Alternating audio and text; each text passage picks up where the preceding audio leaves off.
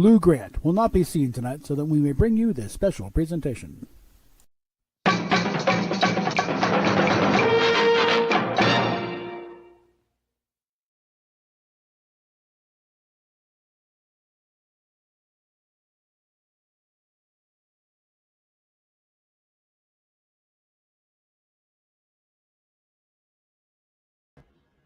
I'm going to assume it played or something. It's going to be one of those nights, I can tell you right now. Like I said, YouTube's been squirrely all, the internet's been squirrely all day. I've been working on like 3 different devices trying to get crack of it. Hey, Daniel.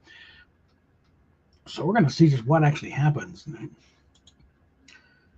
I did play a few rounds last night off stream. It still was screwy. So I don't know. It tends to go in phases. So right now we're going through a sluggish phase. And maybe it's part of the computer because, again, sometimes I'll be trying to download somewhere, then again, the other computer downloads like that. So who the hell knows? I do have some other stuff lined up to do another Star Trek stream, but I'm going to wait until Rosetta's available for that sort of thing. So this is nothing here really is timely, but it's pretty evergreen stuff, so it can wait a little while. I'm going to check something on the side here while the game is loading.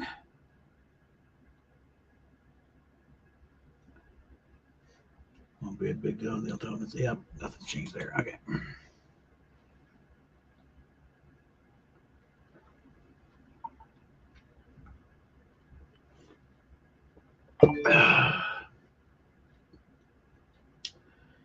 And again, shout out to everybody who's suddenly found. I think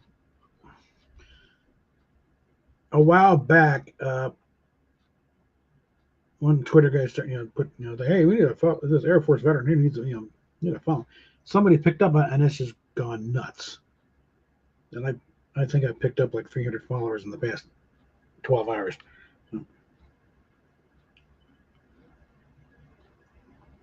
Okay, let's see. Yeah, I'm over 2,900 followers, 2,911. It's kind of growing every couple of minutes. Someone else is picking up on me. So hopefully, someone will wander over here and start following this account, the YouTube thing, because this is the one that actually has monetization going here. So it'd be nice to get this more of a going concern.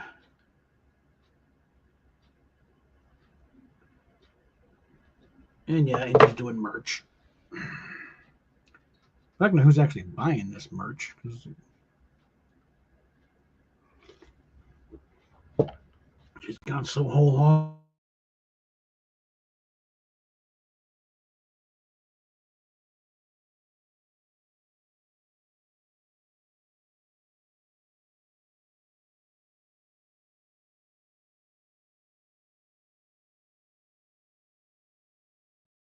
It tried to play just now. It took long enough.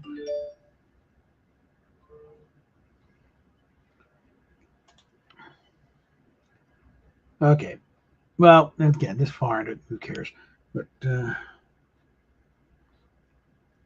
it's a nice little gag. Yeah, you got like a bunch of different old CBS recreate. Such and such will not be seen tonight. In this case, it was Lou Grant.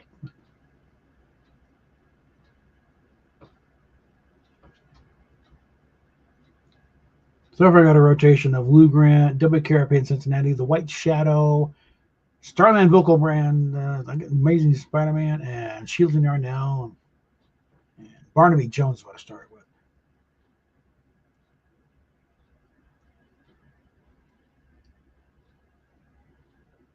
Inbox. I don't quite understand the question.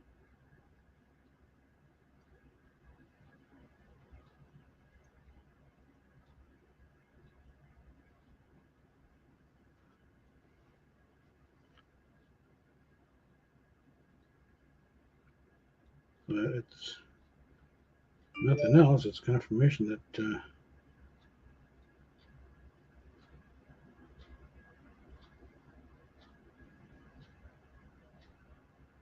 I don't know how. I don't understand the things. It's nice that I can get comments on Twitter to show up here or on X. I don't know. It's so complicated. But let's see. Whoops. You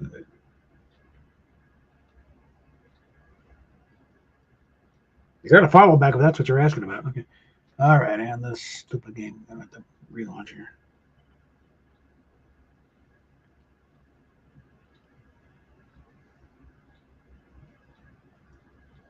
Very pretty, Christy. Welcome aboard.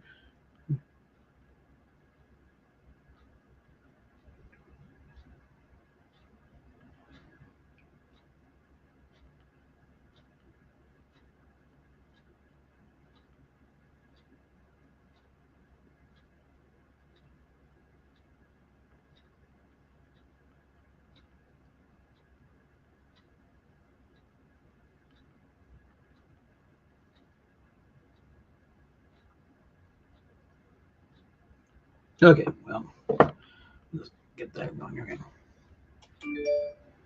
So,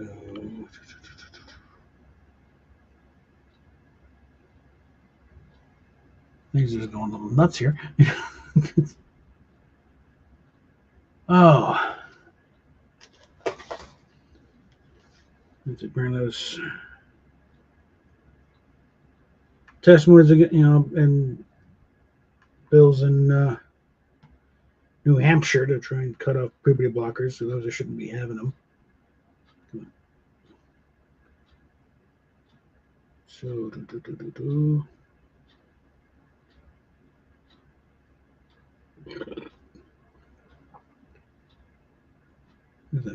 I can't do the follow backs right away because I get to it and it stops me. So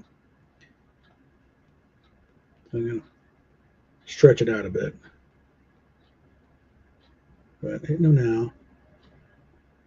Wait, what's this?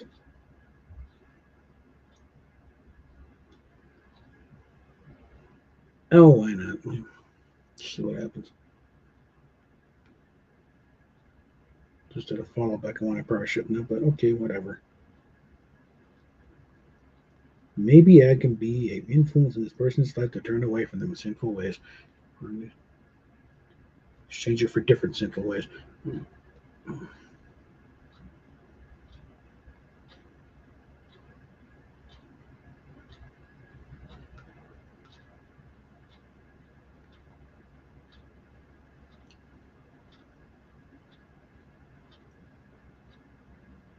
Yeah, and the New Hampshire bill banning mastectomies to trans-identified minors.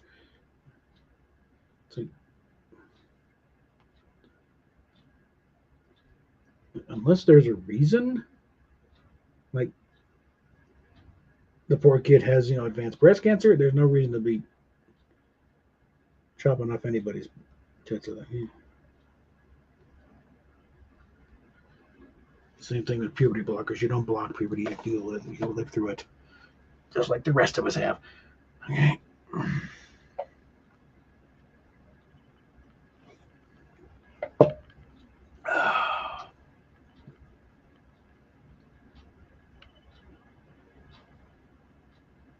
Okay.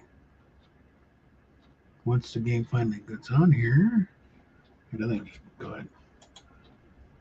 So you can see what I'm dealing with here.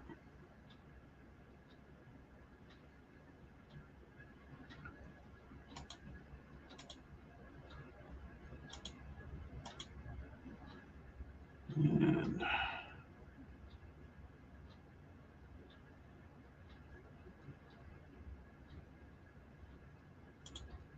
go there.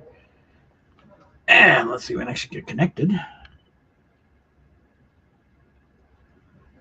And of course, then there's a matter of can we actually get a game in?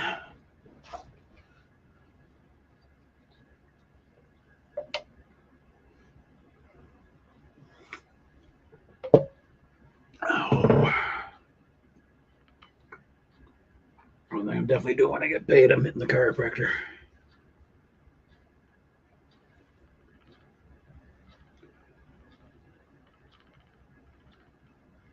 I love my kid sister to death, but that move last weekend destroyed my back. And I really didn't need that kind of attention.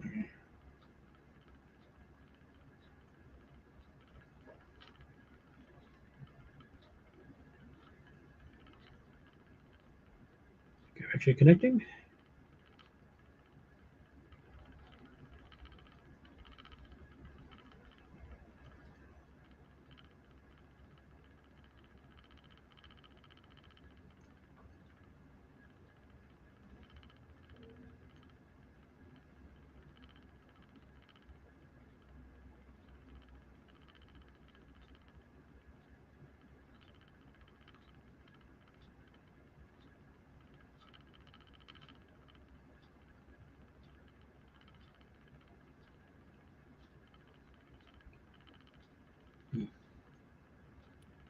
There we go. Now we're in. All right. All right. Now. Oh. What do we got?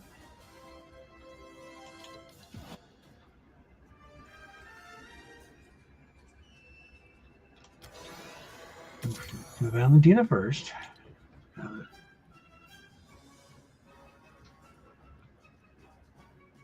Then we do Joss, and then we do Keisha, and then we do the pickle and then the dog. Yeah, we're at the 8 section. I really don't care at this point level. It's just running out the clock at this point. All right. So the quests. Got the blank. You got 20 levels to go before getting. I'm thinking. Thankfully, got another 6 weeks, so might be able to make that. Let's see. Whoops. Dailies.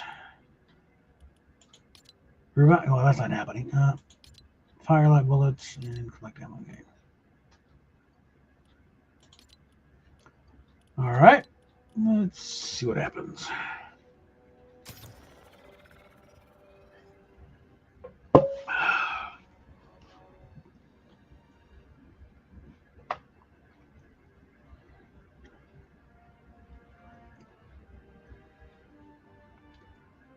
I mean, it's been so weird just trying to get through stuff, and because the computer's been so I've been doing it on my phone. I got my iPad out here. It's like, yeah.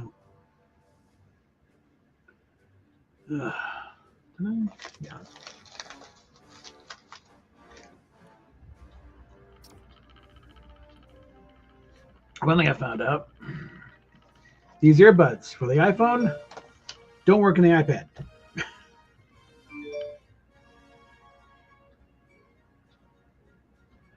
This one's got an earphone, regular standard earphone jack. You got to use regular earbuds.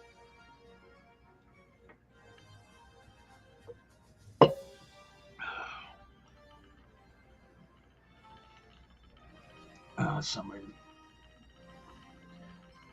When I get a chance, I got to spin through the. Well, no, this might take a while. Let's take a look at the shop. These idiotic things again. Okay, well, let's just.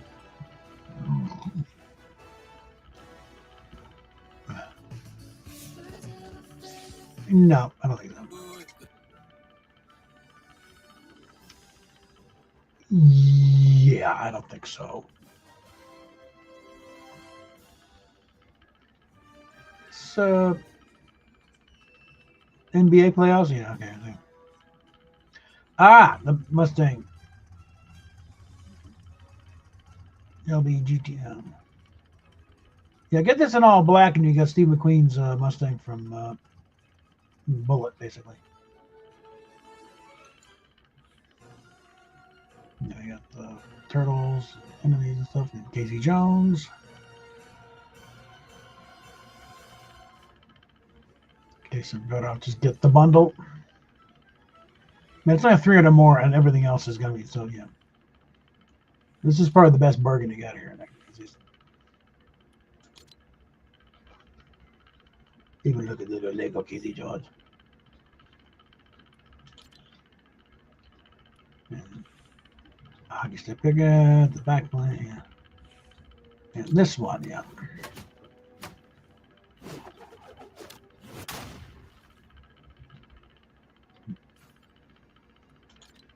And actually, you can pull them out of the back blinks. So, yeah, back blinks. Oh, yeah.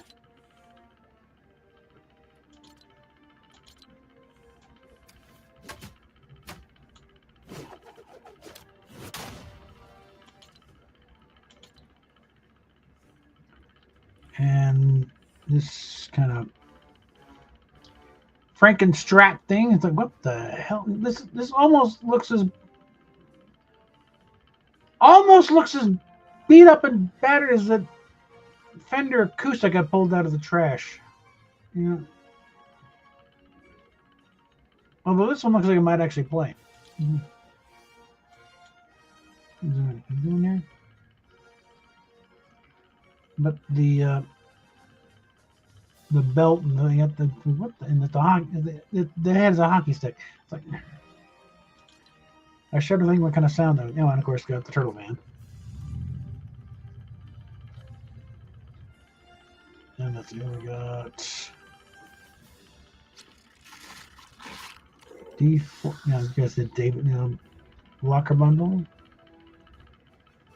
And of course there is shoes. Now, yeah, this would be cute to stick on like a Godzilla skin, and we're running around in little pink bunny flippers. One day, I will, because I got Rick, so might as well get Morty. Then we got. Okay, here's the one. Yeah. Tabor's wondering where the skin. Oh, this is where the skin is. Yeah, his store wasn't loading, or just someone got it early and sent it to him. Okay. Okay, she's interesting. Kind of a fortune teller type thing. A little bit gypsy thing.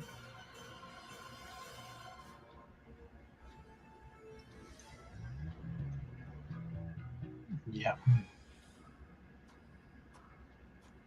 This would be good with Chewie. And then we got these guys. John Wick is back. And these guys, the chicken. WD stuff's still there. Oh, leaving today. So, yeah. So, another time. And all the tracks. And we got interesting car. Sabrina Carpenter stuff still here. And then the stuff you got to spend real money on. Okay, so let's get back up here. All right.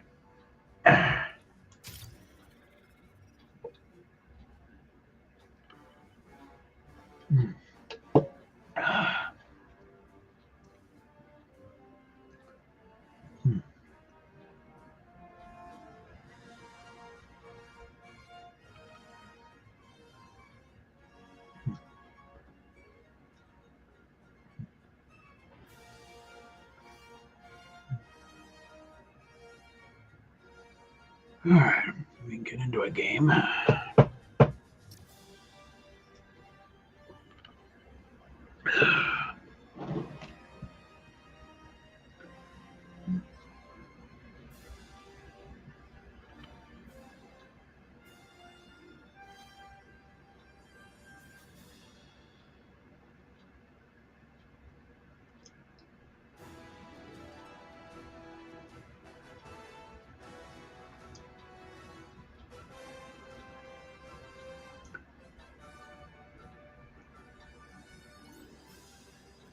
There we go.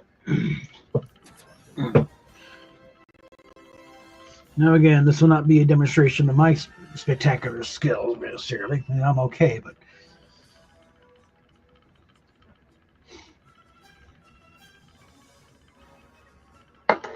don't expect me taking on Ninja anytime soon. No, but more like looking at my computer can't handle this thing. You can still advance in the game, even if your connection sucks or your computer's not quite at the snuff. Because sometimes just being in the game and doing stuff, you'll get points for doing things. Like this particular mode, doing the splash run or slurp run, you get a chunk of points just for rebooting, reloading.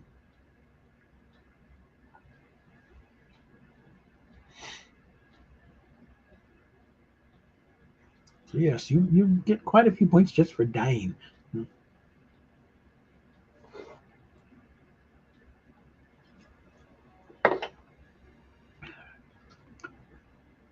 And then hopefully when this finally swings around and the internet's working good again,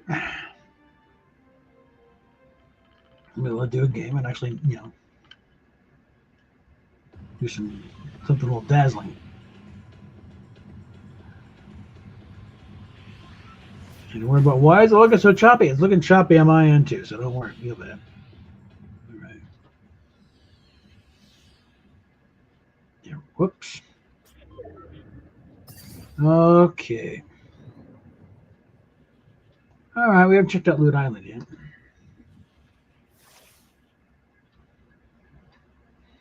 As soon as it catches up to me.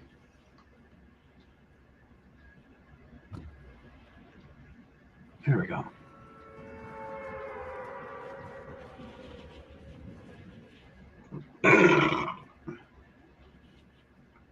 Oh. Okay, that was different.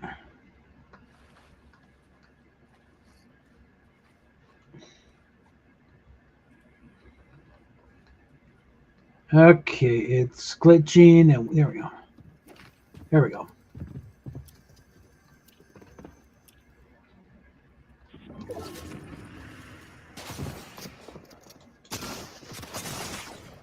Yeah. Yeah, I didn't have a chance to. Like I said, normally it looks fine on mine, but crappy on the other screen. It's crappy all over. I was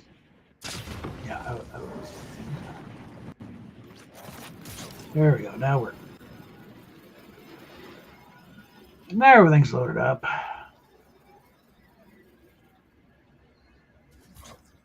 And it locks up on me.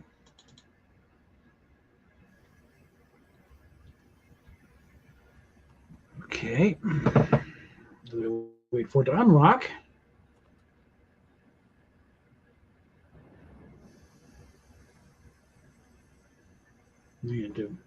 What? That was. What the hell? That's the problem.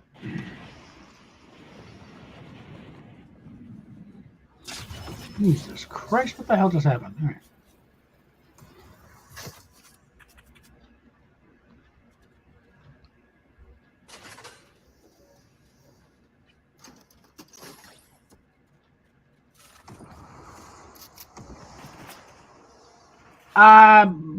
Wasn't I supposed to have a rifle there too? What the fuck?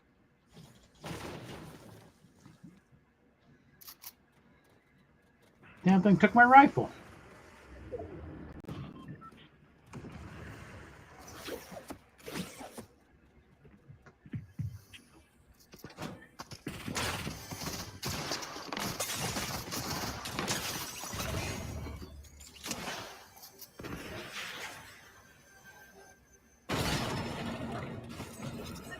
Oh, did you blow yourself up there, Sparky?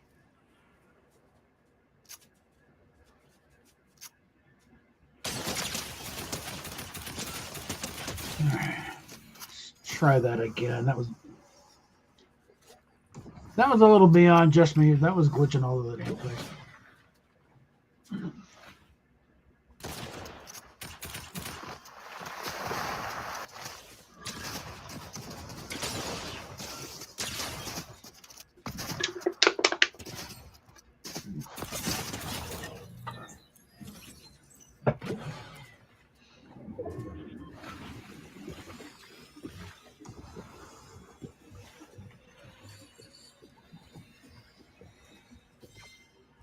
That's one thing when you respawn, just when you come back with a rifle, so you're not completely screwed. I think took my rifle.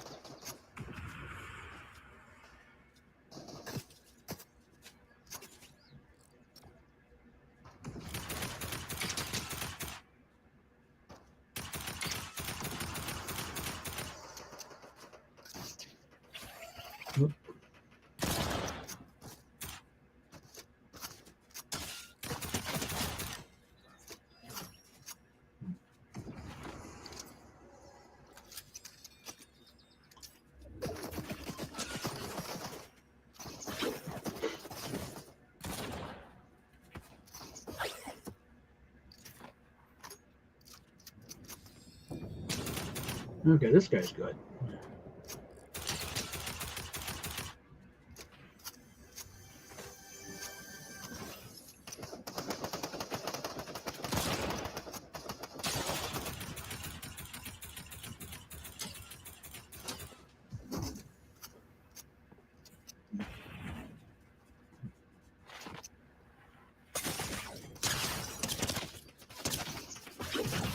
Oh. That was actually too bad, so I'm enjoying that.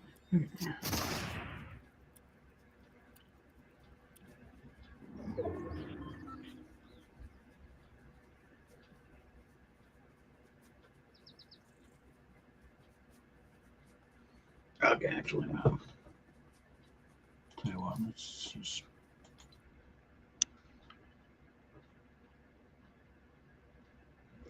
We're gonna switch skins a bit.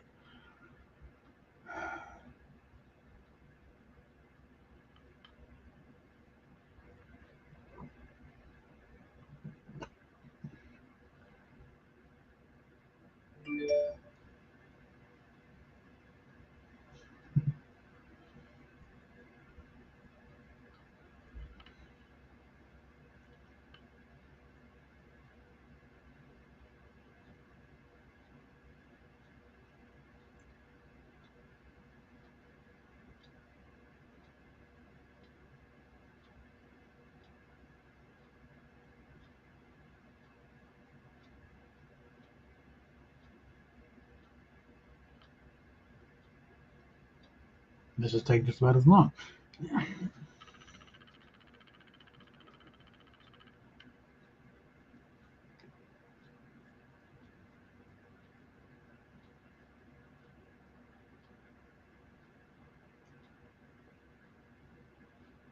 Use some kind of dialogue books covering this, but no, yeah, she's taking somebody out and waiting around the corner.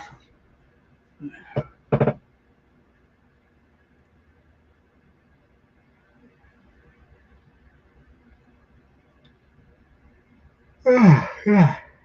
Now we re-upped our rent for this, our lease for this place for so we're in one more year.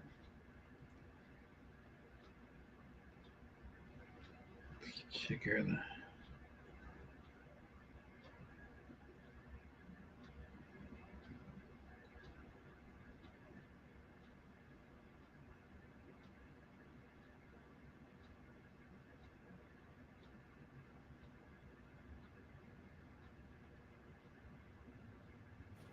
Oh, there we go. I forgot that was happening. All right, let's mix it up a bit here.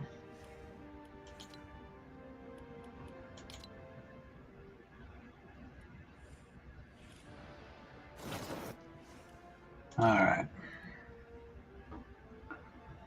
Listen, am I that much of a Batman fan I am? That was the first preset in there. Okay. I've literally been a Batman fan longer than I can remember.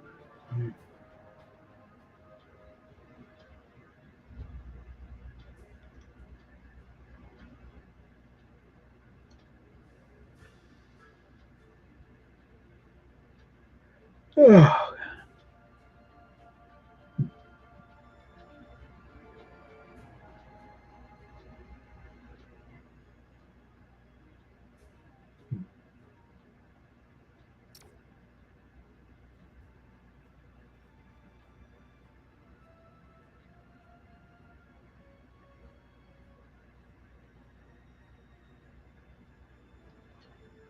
Let's see.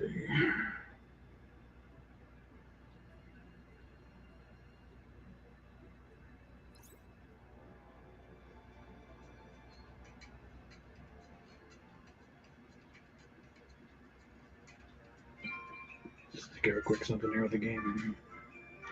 There we go.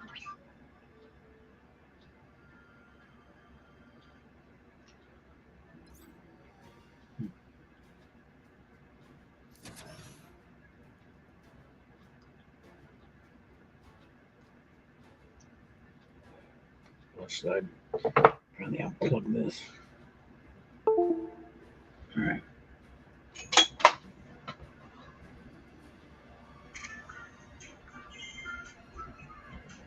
Okay. Women over 50 who haven't exercised in years. After 1 week, you'll feel the difference.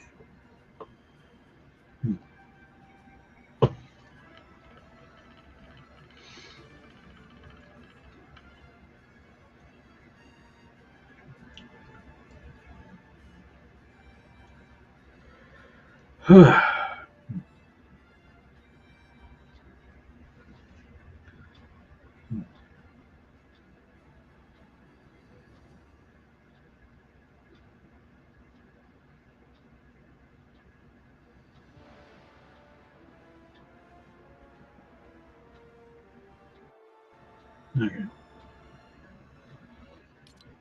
That. All right. Now, here's the thing about this particular game mode is that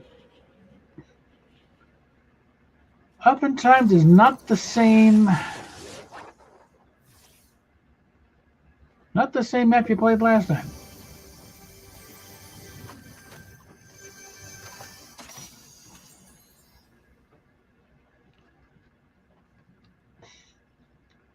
We're waiting for that to unlock. Yeah, this looks to be. Well, yeah, it's more of a greatest hits thing. Not everything's in the same place as should be. It's like kind of a chapter 3 map.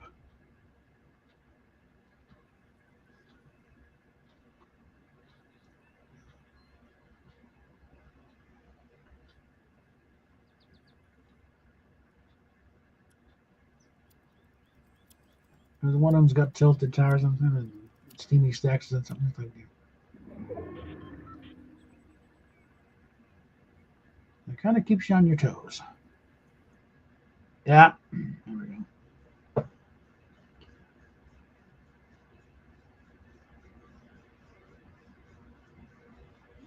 The points I got there was for landing and opening a box.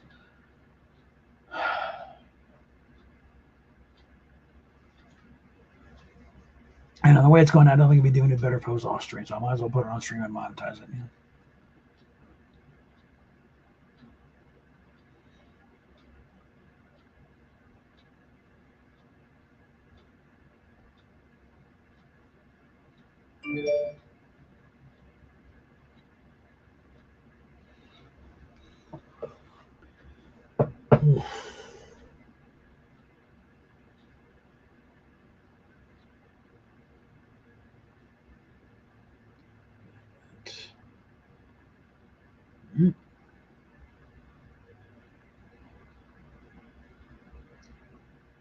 Yeah.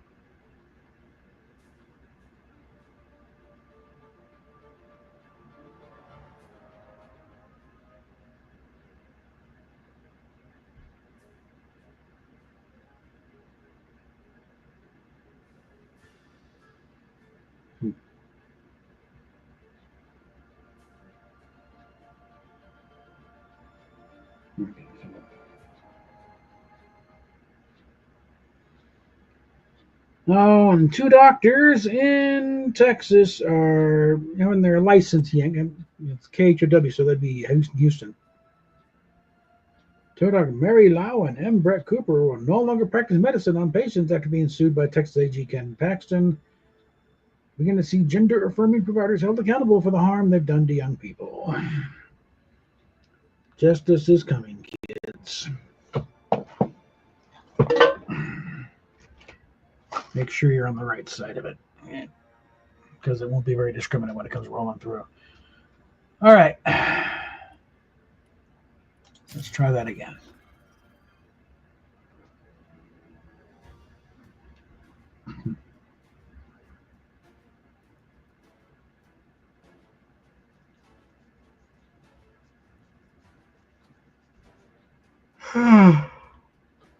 Oh.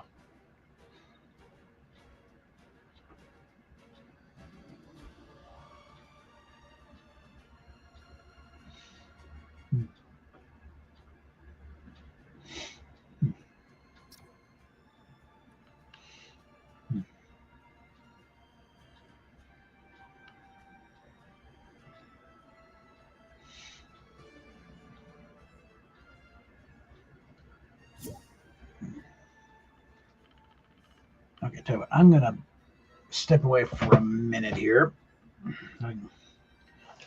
Get another soda and also some ibuprofen to do with my back. So back in just a bit here. Let's see. Actually, tell you what, let me go ahead and pull up a video here.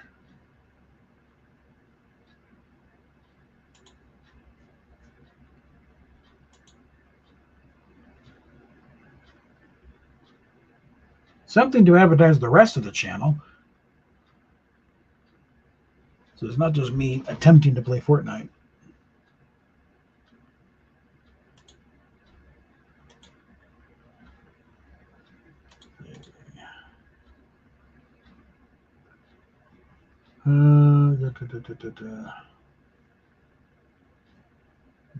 No.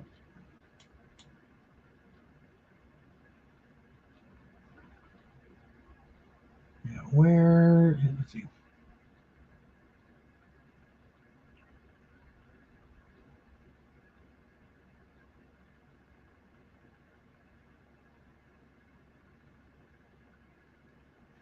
Yeah, let's go with this one again.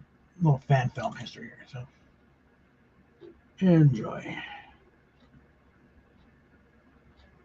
Once that comes up.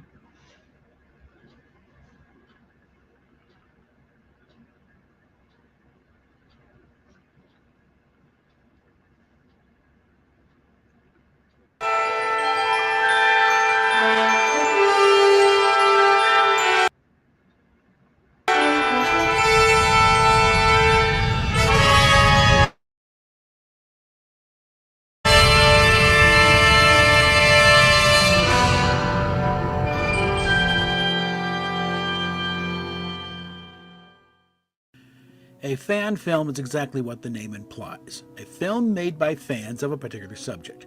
And in the case of Star Trek, these amateur productions have been around almost as long as Star Trek itself. The earliest publicly available example dates back to 1967, while Star Trek was still running on NBC.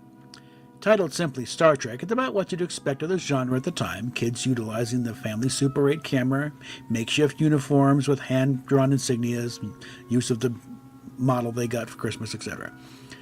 The first noteworthy attempt to kick things up a notch came in 1974 with now partially lost John Constantino's Paragon's Paragon, essentially an adaptation of James Blish's Star Trek novel Spock Must Die. The film ran for an hour, shot on 16mm film, features a full-size recreation of the bridge set, more or less, and presented an ambitious variety of special effects on a budget of around $2,000, roughly $10,000 in today's dollars. Something to keep in mind is that through much of the history of fan films, Paramount gladly turned a blind eye to such activities. Not only fan films, but bootleg ship models, costumes, and fanzines, so long as they didn't make any actual appreciable amount of money off of their intellectual property. I.e., not enough that it was worth it for Paramount to unleash their lawyers and shut it all down.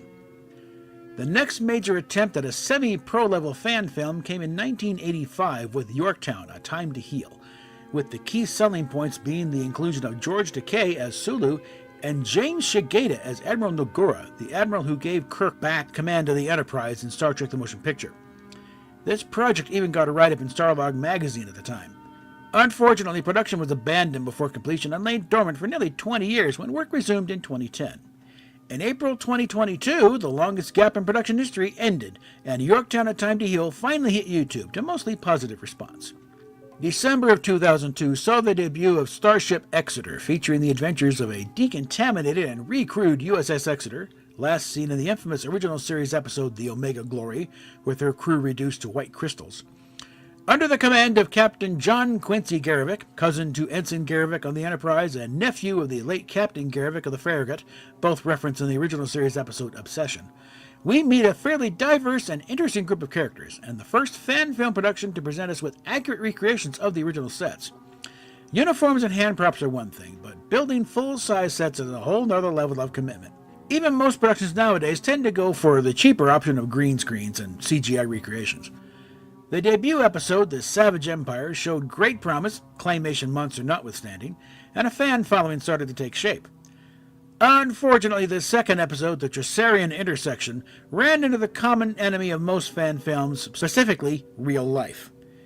Being released one act at a time, with acts 1 through 3 coming out fairly quickly, the delay in the release of Act 4, due to the demanding visuals and folks having to eat and pay their own bills, stretched out a few years. In all, from the start of principal photography to the release of the final act, it took nearly 10 years for the completed episode to finally see the light of day. Needless to say, the third episode, The Atlantis Invaders, never happened. By the way, that bridge set, after a stop in Oklahoma for much-needed refurbishment and restoration, now lives in Arkansas with a group of Starship Ajax, another aspiring fan film group.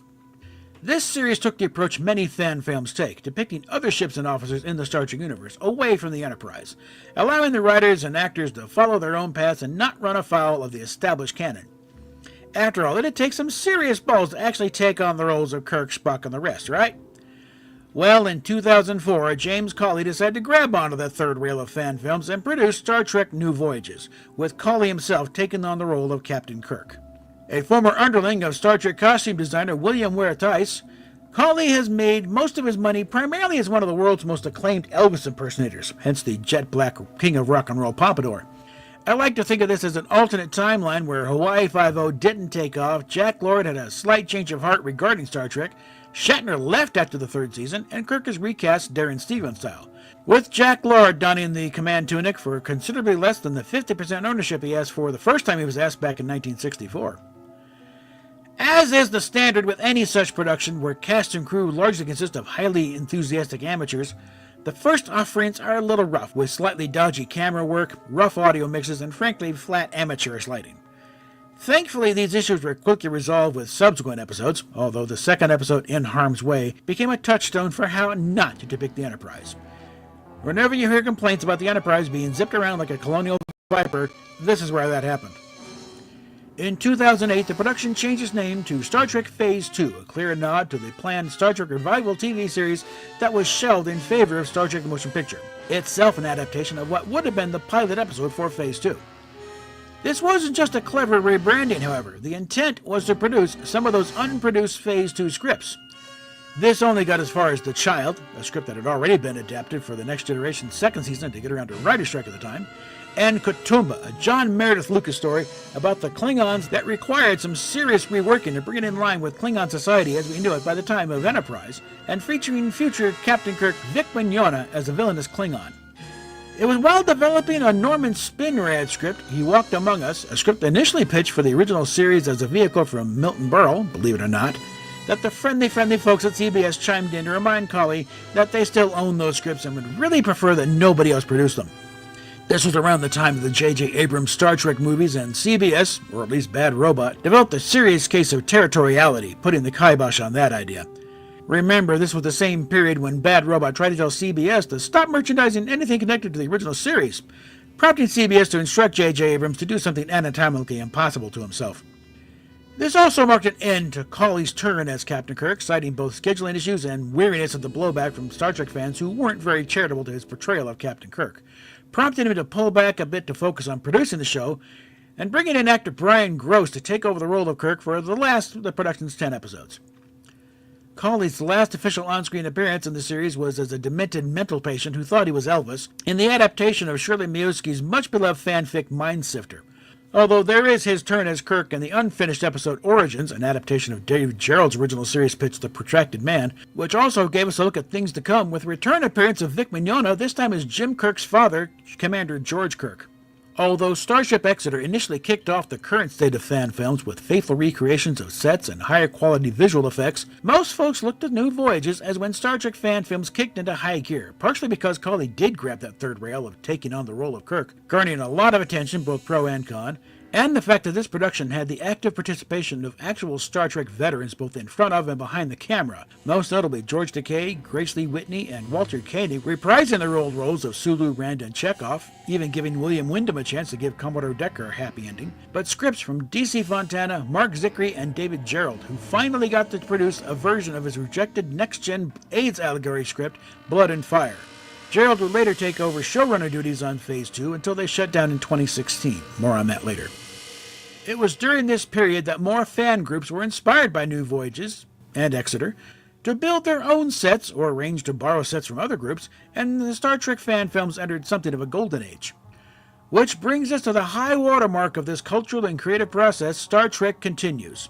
Produced by Vic Mignogna, who, besides showing up in the occasional fan film, is a noted actor in his own right, and is most well known for his work in anime voice acting, along with a cast of primarily experienced professional actors, many of them also associated with anime voice work, and production crew, as opposed to the usual group of enthusiastic amateurs, and their own batch of faithful recreations of the original sets, starting with the bridge and other set pieces acquired from Starship Farragut, another fan film production headquartered in southern Georgia, that, through bad luck, lost a loan of their warehouse that served as their soundstage. From there, more sets were recreated, eventually including a stunning recreation of main engineering. The only other production to have an engineering set was Phase 2, and they never really got to use theirs on camera. Star Trek Continues set itself apart with the stated goal of completing the 5-year mission and setting up the characters for where we find them in Star Trek the Motion Picture. And over the course of 11 full-length episodes, they accomplished that goal. What sets Star Trek Continues apart from other productions are a few key factors. Every episode was made with a concerted effort to match up as closely as possible to the look and feel of the original series, from the signature colored lighting, the camera angles, and in the age of high-def widescreen, shooting in the original 4:3 screen ratio, with added film grain added to match the look of the original 35mm film stock. The scripts were all consistent with those of the original series, that is not just an excuse to run around in costume and fight the Klingons. In fact, the Klingons don't appear once during the entire run of Star Trek Continues, although the Romulans show up at the end. Rather, the emphasis was on the traditional subtle approach to current social issues, building upon established canon, and of course, giving Vic Mignogna that chance to chew the scenery with true Shatnerian gusto. The vast majority of the cast of any episode are professional actors, with several guest stars well known to genre fans throughout the run, including Aaron Gray, John Delancey, Colin Baker, and others. Then, on June 11, 2014, the fan film community was turned upside down. Famous fan Alec Peters, previously known for his dealing in rare Star Trek collectibles through his company Propworks, released a 20-minute documentary-style short, Prelude to Axanar. Directed by Robert Meyer Burnett with visual effects by Tobias Richter, the intention was to set up the eventual production of a feature-length professional Star Trek story, Star Trek Axanar, which would tell the story of Garth of Izar, last seen in the original series episode Whom Gods Destroy, and his role in the 4 Years' War, an event prior to the original series, and largely rooted more in fan speculation than hard canon, wherein the Klingon Empire and the Federation go to war, and we learn how and why Garth became the legendary starship captain that became the boyhood hero to James Kirk. Many in the cast, with the notable exception of Peters, was a well-known Star Trek or genre veteran. Peters, of course, cast himself as Garth. The visual effects were nothing short of spectacular, and the list of premiums for different levels of contributions was staggering. Donations reached over $2 million, and plans were announced to use the production of Axanar as the basis for an independent, for-profit studio where fans would be able to come and produce their own projects in a professional-level facility. In the eyes of CBS, the current owners of Star Trek, that line where fan creators were not allowed to make any money from their projects was about to be crossed, and the lawyers were dispatched from on high, and the entire fan film community was about to pay the price for Axanar's ambitions. So it was, on December 29, 2015, CBS and Paramount Pictures filed a copyright lawsuit seeking damages in the U.S. District Court for the Central District of California, stating Axanar's works infringed their rights by making use of the Klingon language and innumerable copyrighted elements of Star Trek, including its settings, characters, species, and themes. The sword of Damocles that had hung over fan projects for decades had fallen, and Alec Peters, who likes to describe himself as a lawyer even though he's never practiced law anywhere, seems to revel in the attention and the conflict, while the entire fan film community very nearly ceased to exist in the carnage. In the middle of all this, mainly as a response to one of Peters' defenses that there weren't any guidelines to follow, so he couldn't be found guilty of violating rules that hadn't been laid down in the first place, on June 23, 2016, Paramount and CBS released Guidelines for Fan Films to head off any future mishaps and misunderstandings. The days of the property owners turning a blind eye to fan activities had come to an end. Groups that had projects already in active production were allowed to finish up as planned, allowing, for example, Star Trek Continues to complete their final batch of episodes. Phase 2, on the other hand, decided to just shut down production entirely, turning their soundstage into an officially licensed tourist attraction, giving fans around the world a reason to travel to upstate New York. Star Trek Horizon had just released a feature-length film set during the period of Star Trek Enterprise, ironically on the Starship Discovery, and were planning a sequel when they received a relatively cordial advisory from CBS not to do that, so they just abandoned the project. Everyone else pretty much sat back and started rethinking their projects. The outcome came on January 20th, 2017, when all parties agreed to a settlement wherein Alec Peters and Axanar Productions promised to make substantial changes to Axanar and agreeing to abide by the newly minted Guidelines for Fan Films, meaning that instead of the planned 90-minute feature, Axanar could be no longer than 30 minutes in two 15-minute segments with no ads allowed.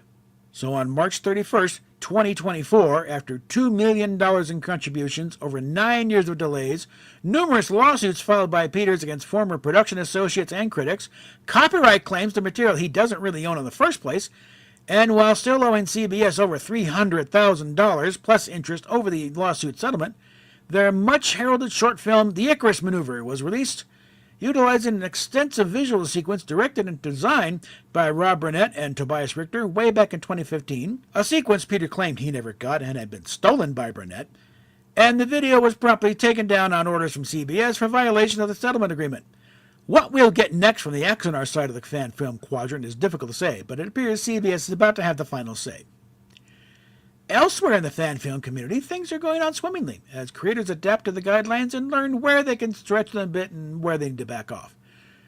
Neutral Zone Studios, home of the Star Trek Continues sets in Kingland, Georgia, provides a production home for several fan film producers, as well as hosting periodic open houses for interested fans from all over the world. Samuel Cockings, through his Power 543 Fan Films production outfit, has produced dozens of fan films for a fraction of the budget as Axanar's handful of shorts, with visual effects easily on the same level as anything produced in the professional Star Trek productions.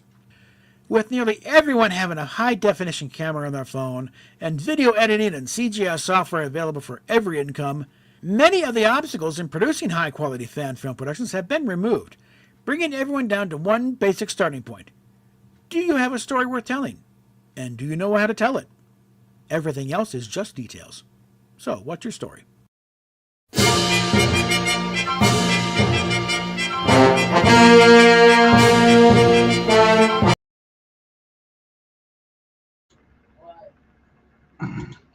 All right, let's get back in here and then let's hold that. And let's go ahead and bring the game back up. Ow.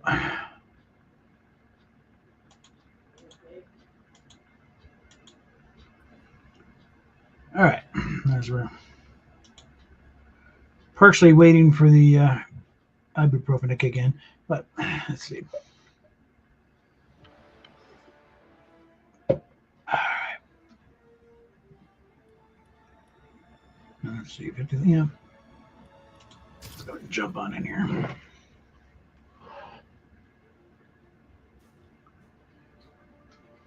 You can actually get around in this time. And I'm gratified to see most of you stuck around for all that.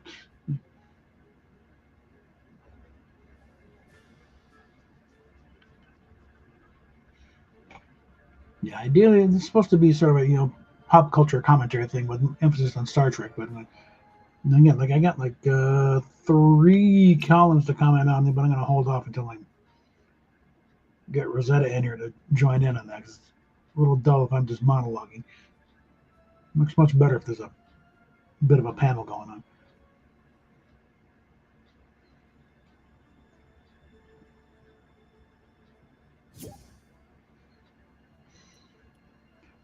And we're going to be going through this for a bit.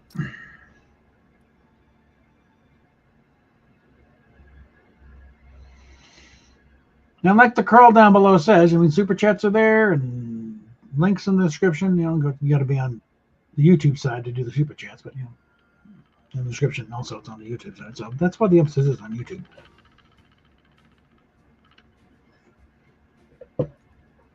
There we go.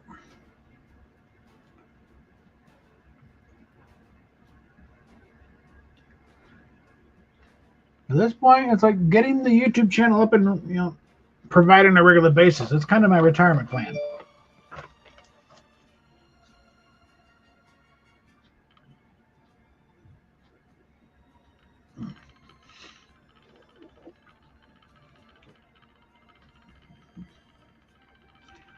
All right, let's see if we can get going here.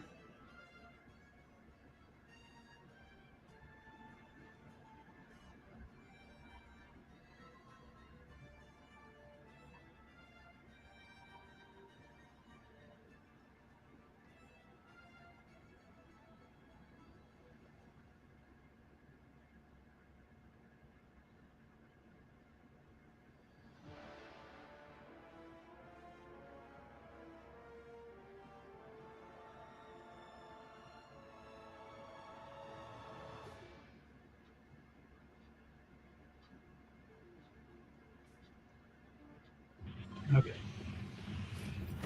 All right. So we're doing a pastiche of the second season thing. The only thing that's in the play-in that's supposed to be, I think, is Steamy Stacks and maybe Dirty Dogs. Like that's just thing. Nope. Yeah, that airbase. I don't know where that came from.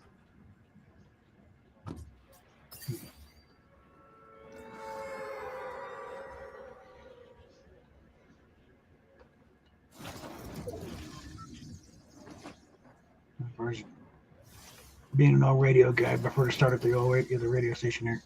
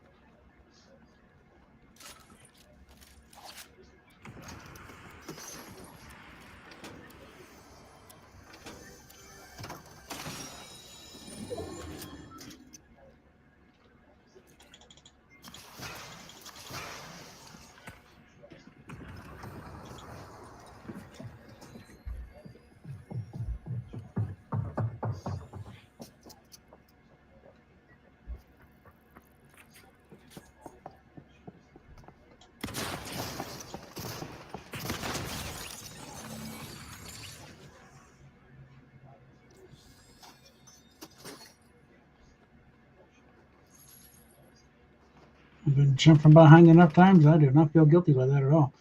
All right. Let's see. Nah, already.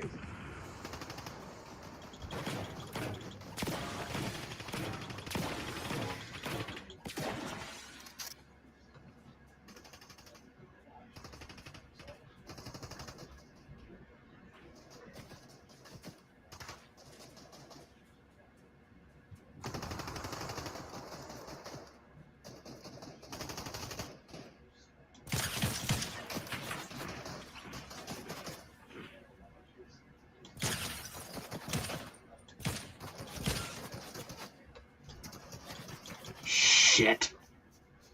Means I'm back there still shooting again.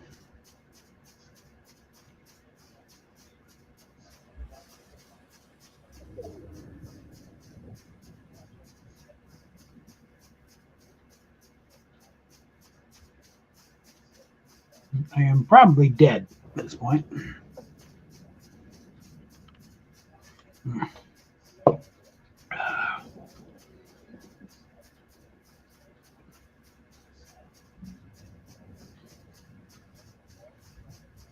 I say when the game lets me, I'm not bad. But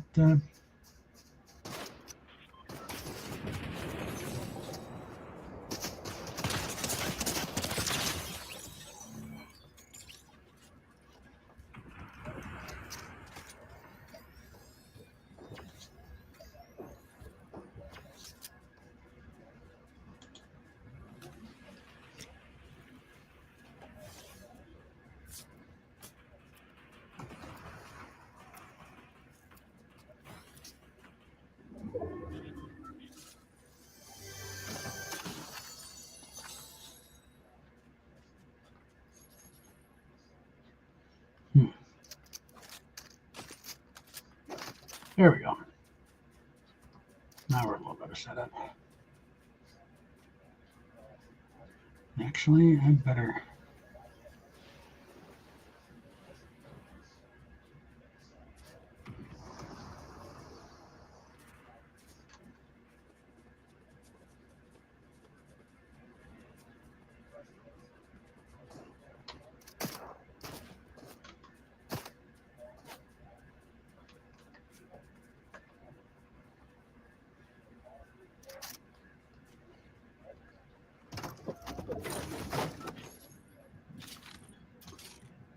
Ha!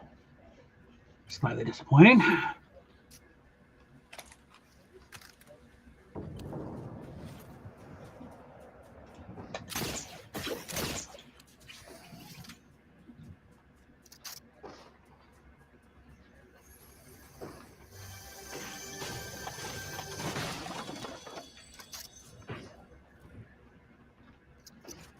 Like that one a little better.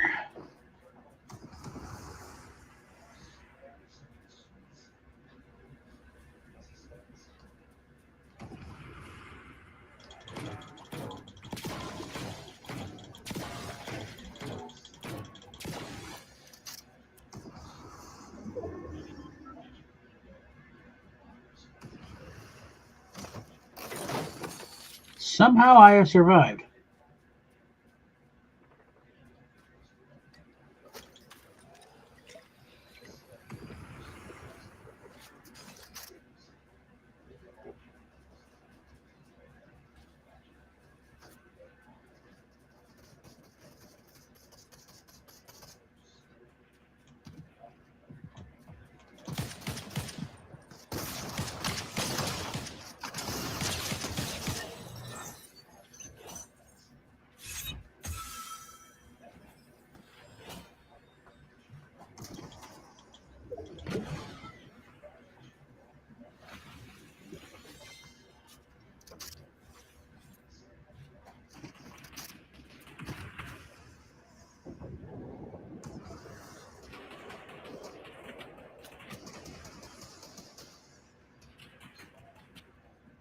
Shit.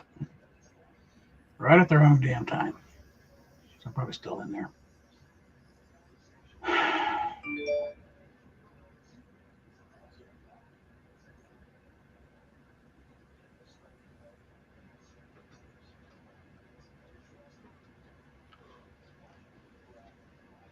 That's a good one.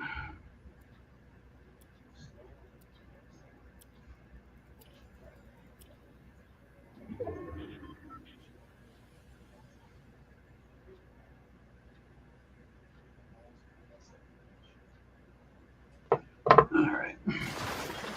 Yeah, what I figured.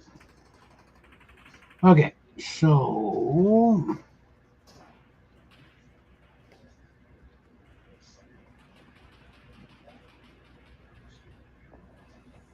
that's real cute.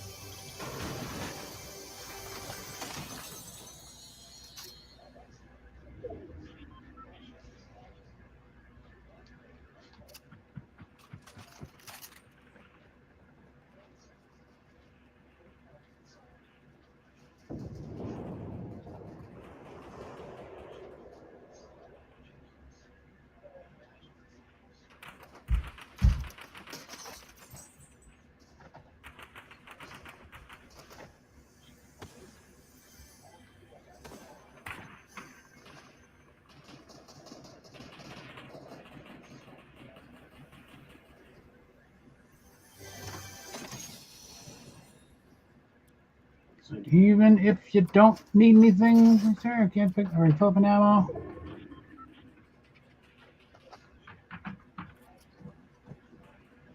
Still $100. All right. All right.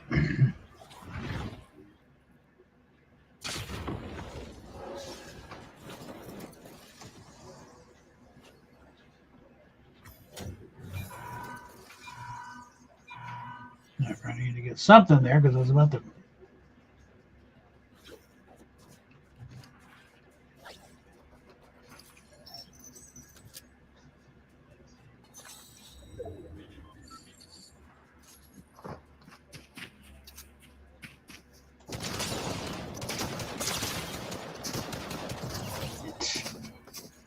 Yeah, I'm gonna think of that much.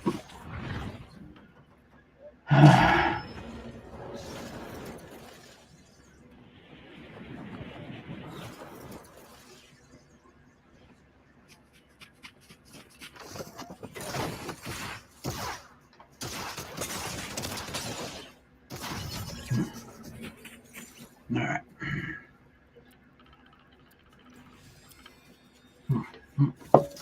Yep.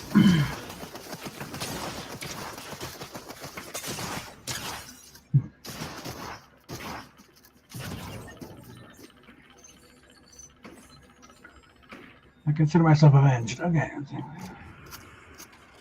All right, so got a level there. Just ready up here. So we can do a little better.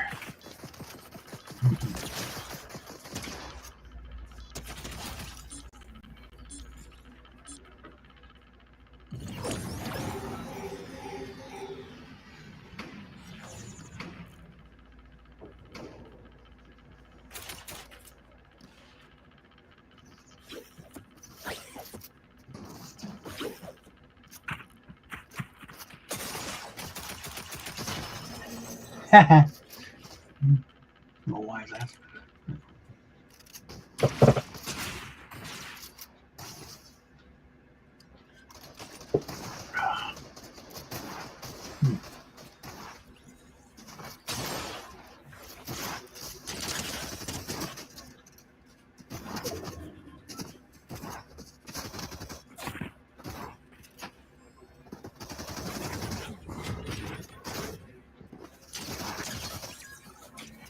Okay.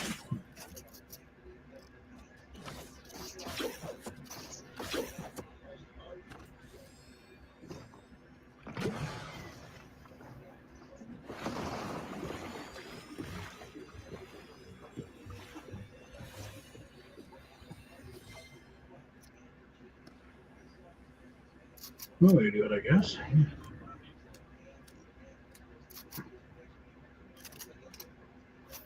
You gonna open the sucker or what?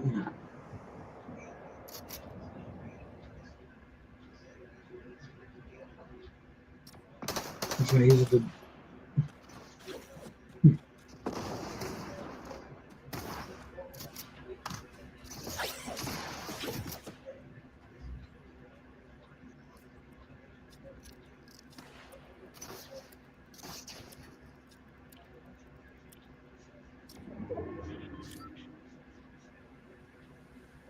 This has got to be a glitch.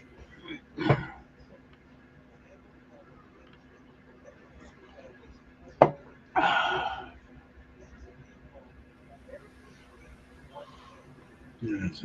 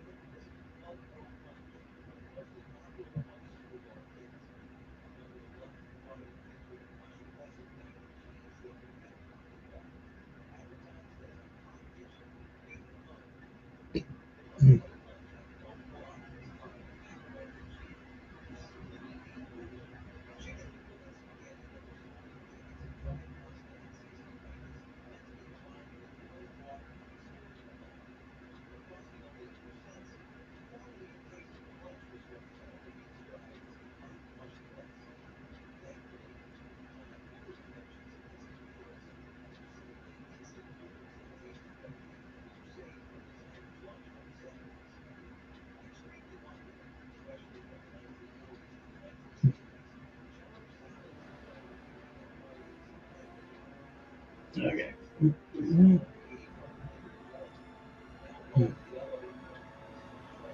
Okay.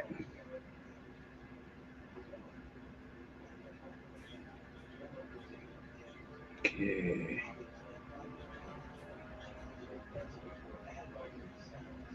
I have to check out Snarky J's video later about Andor.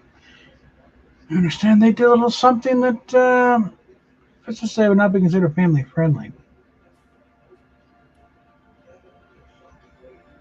Look at the quest bar here. Yep, we took past it, but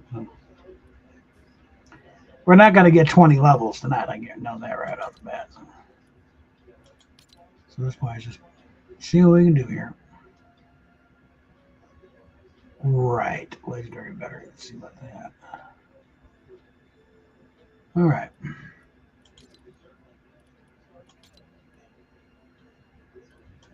And then I was going to check.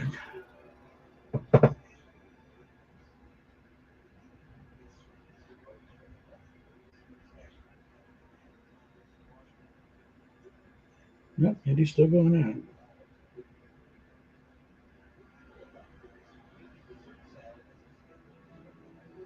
First 3 hours is short for her.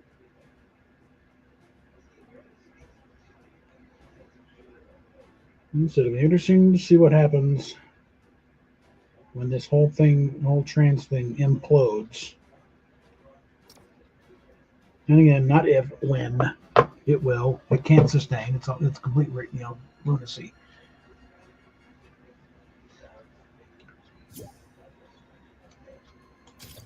In a few days, the HHS is going to be yanking the guts out of the whole thing.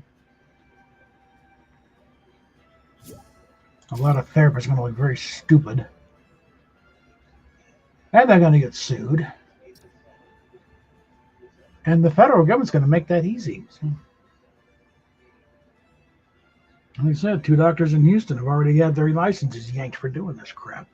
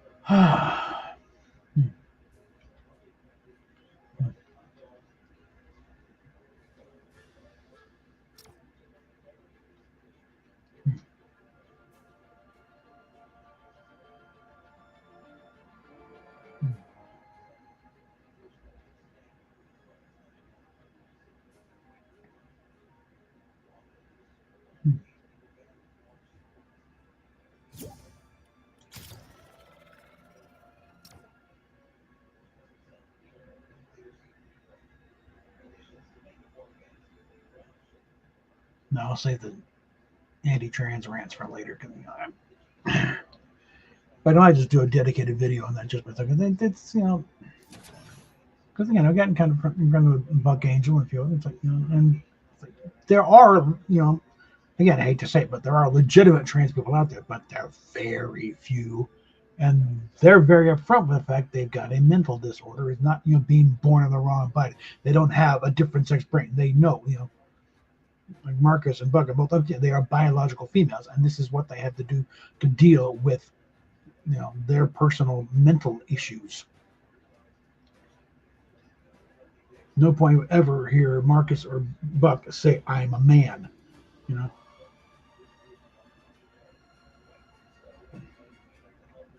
Even though looking at Buck, it's like, fuller beer than I've ever had, and seriously muscle man, but it's like,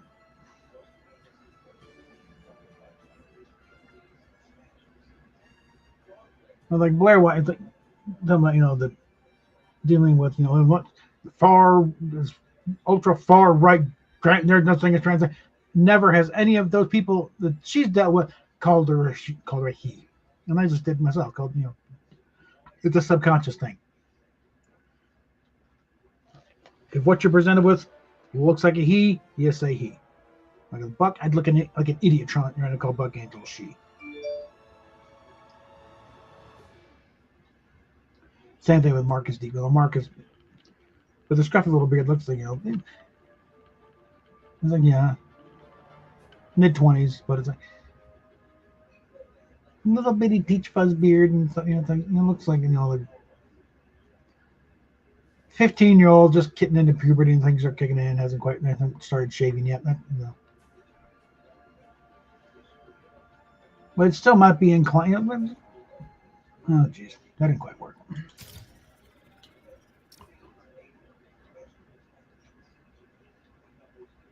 But also thing with Marcus and Buck, get him talking, and the gestures, it's like the female comes out just innate. There's no stopping it. No amount of hormones is going to change the way you're at. I mean, you can learn the proper, the act male or female, but it's like it just when it's just going on automatic, it just comes out.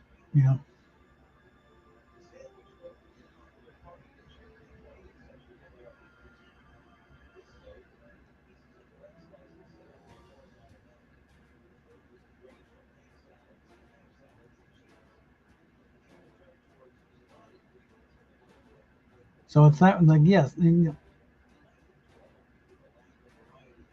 like you don't want a complete ban on it because there are these very few cases that that do call for extreme measures in order to get. But it's also after a long battery of therapy and other things,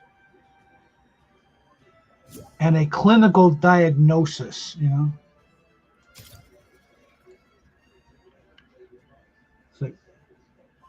The actual condition is transsexual. Transgender is made up bullshit. Thank you, John Money. May you burn in hell smoking turds. It's going to take years to clean up this mess that him and his ilk have created. And somehow, I try to throw this at Indy. Well, yeah, he's the guy who created the whole thing that you're following. You can't just compartmentalize. Oh yeah, he was a dipshit, but the rest was true. No, all of it's bullshit. All of his research was lies. When the actual data came out, what the real results came out, it's proved the exact opposite of what he was claiming. No, little Brenda was not a happily adjusted little girl. He was an angry, pissed off little boy. Didn't know what the hell was going on, beating up his brother and his friend. Didn't want to play with the dolls. I think he wanted to play with the soldiers and stuff.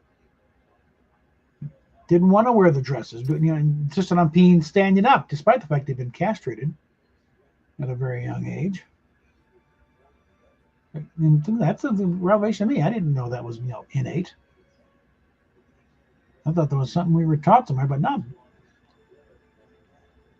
Males are genetically pre-programmed to pee standing up.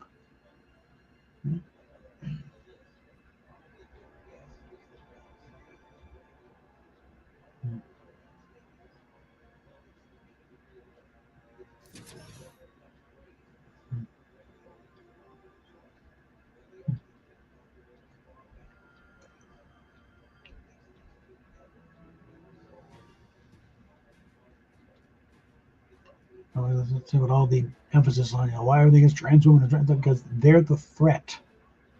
That's where you get all the predators. Trans men, women trying to be born, they're not a threat to anybody.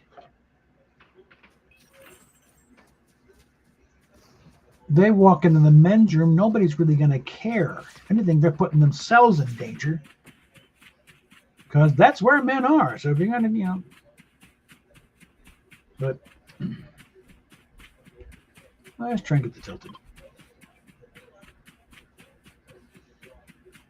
But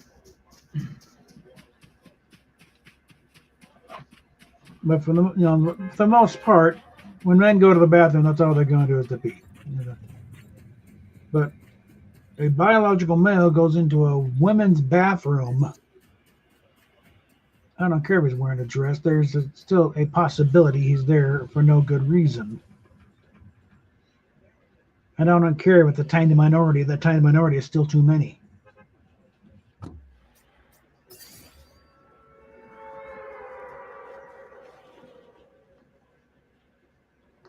Come on, you.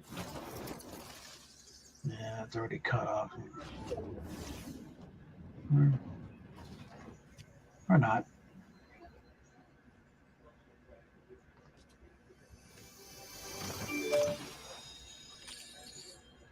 Give me that.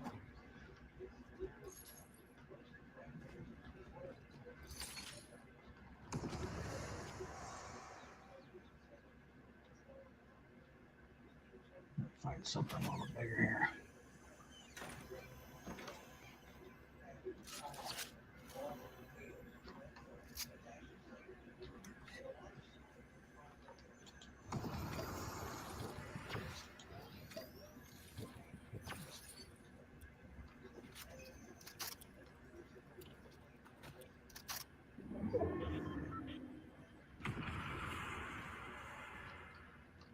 The hell?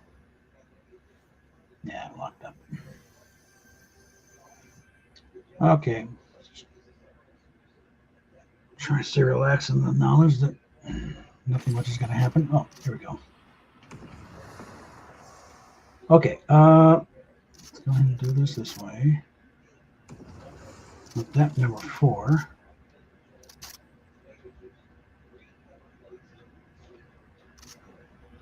We got more than one. Okay, never mind.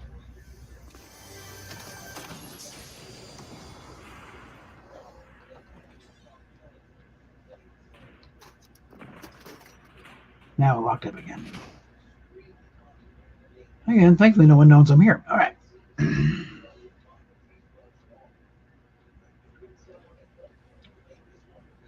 yeah, apparently it's like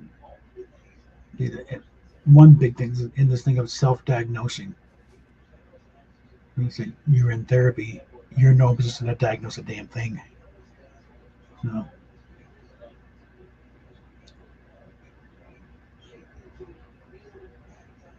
and then I know my mind. No, you don't. That if you did, you wouldn't be in therapy now, would you? All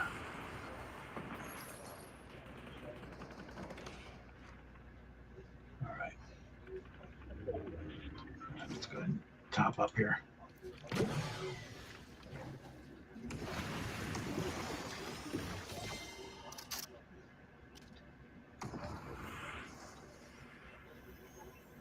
Okay, let's just go ahead and go down this way.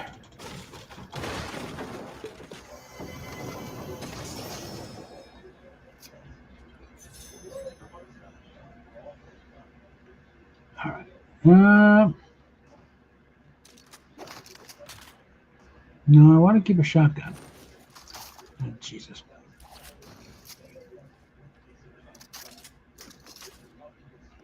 And actually, that one's got a scope on it, so we'll go ahead and do that. All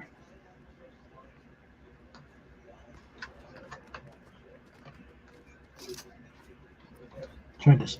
Tried to slide up, but that didn't work. Not even above the clock tower to all this time, so.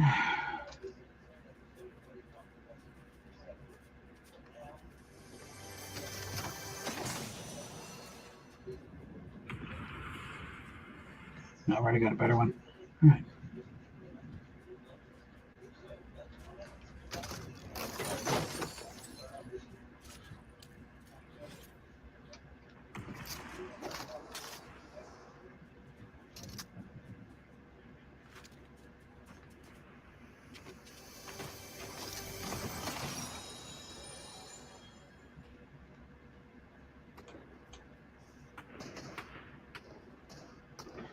Let's hold on a second.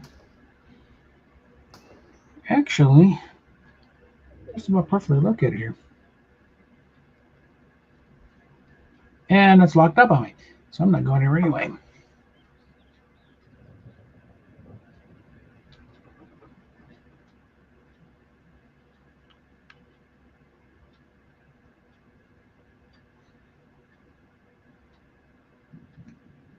When I switch guns, I know it's unlocked.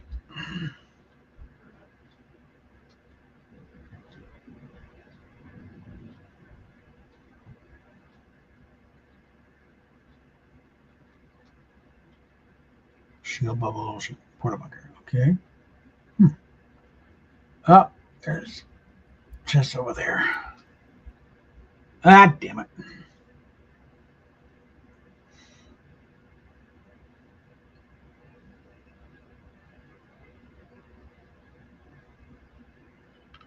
That's what's a little frustrating. It's like, no, you're not even going to get killed. We're just going to poop you out.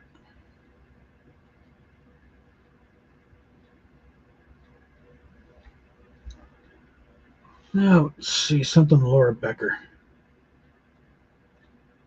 Just put up here. Something. It's like healing from childhood abuse is reverse engineering every single thing you were taught about yourself and reality. You end up wiser because you were forced to break reality down and truly understand how everything functions in either a healthy or unhealthy way. Stat, Andy? I keep saying, you got to go back to that thing that started way back when you were little. That thing you can't, doesn't matter how, you can't get the back on the third, you need to find a way to get back to that. And work that out. Because I guarantee you that is what is driving all of this.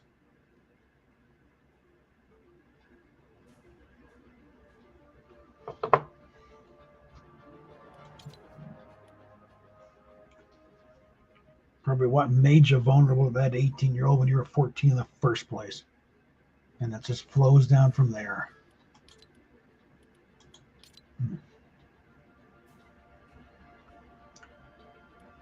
Okay, we still got it. All right. Look at that. So we got 30,000, again, so it's at 60,000, and we're only 48 for the next level. So.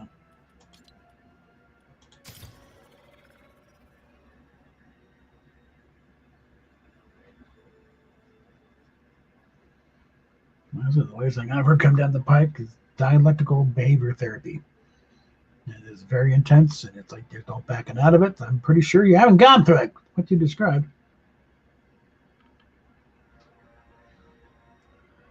I think it's really started to come on strong since you declared yourself trans. Therefore, I seriously doubt you've gone through it or even tried it.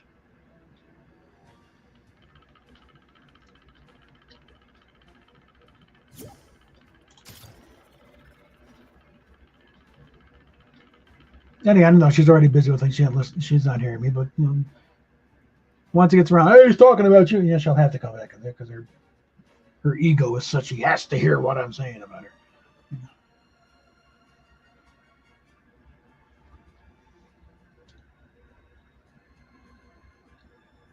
And I know she watched stuff because I've seen reaction to it.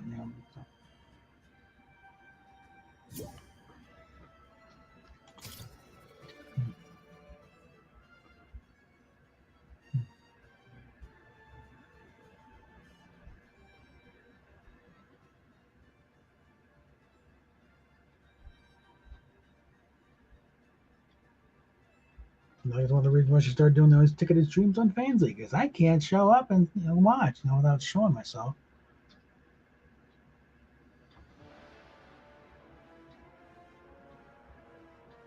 The thing is, I can take a peek and see it's like only 4 or 5 people watching, and see the donations that come in. It's like this last one. It's like, yeah, 420 something dollars, yeah, but 310 of that was from one guy. Most of it at the very beginning, before it even starts, like $300, it's like, and then our usual suspects like through maybe $40 really throughout the private stream. Wasn't even that much. It was pathetic.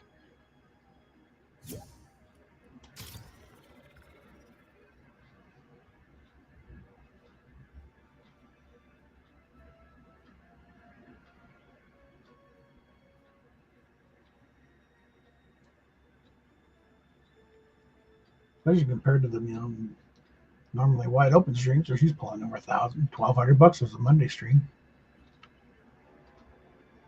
Took a while to get going, but once I got up there, I got up there.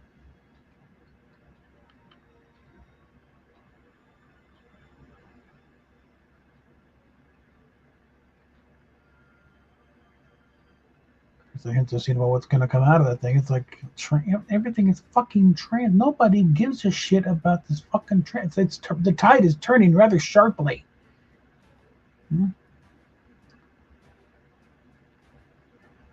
Little photo of all the different bunny cubs. Only one of them is overtly a girl. Everything else got that fucking binder on it there.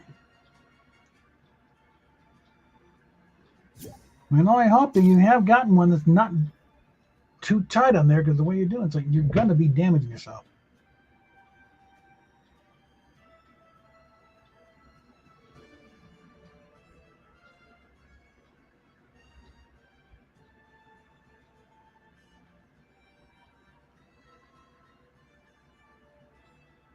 I mean, if it just really amounts to an industrial strength sports bra, it's not affecting the rib cage that much, and it's like happy result of that is you are making them a little, you are squeezing out the extra fluid, and you're making a little perkier, but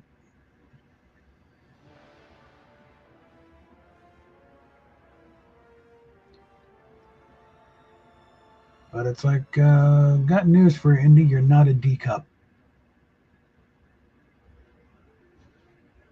You're in the C turn. Is there a double C? It's a very full C, but it's not a D. You're not a D there, dear.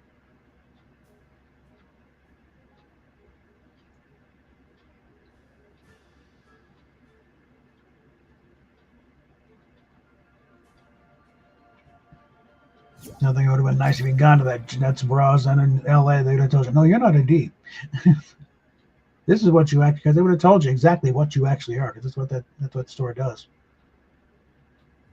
They get you properly fitted, because that's been a long time thing, and many will never get properly fitted for bras, and that causes them problems all their life.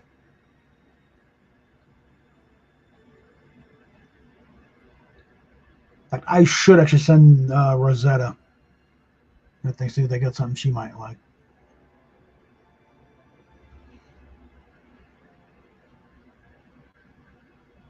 Because she says it's open. She's a double I.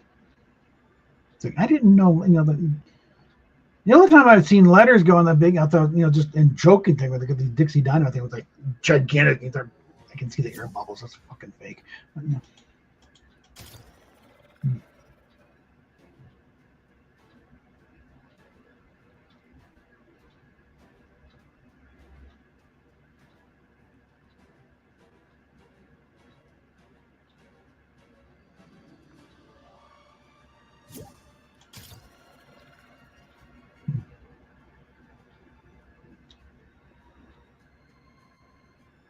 But I got them. That's I'd have either reduction or totally chop them off. But reduction is okay. There's something maybe, I don't know, lipo it out of the other a little bit there, but even this, he says only, and yeah, she's only a C. So it's like the problem is not the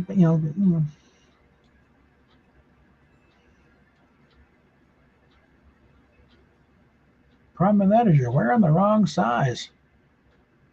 That's why you don't feel right. Probably where the sports bras work, because they're pretty variable. They kind of adjust to you, but not as standard bras. Like that's your size, and it's like human beings don't come in that kind of. They're all a little off in a few ways.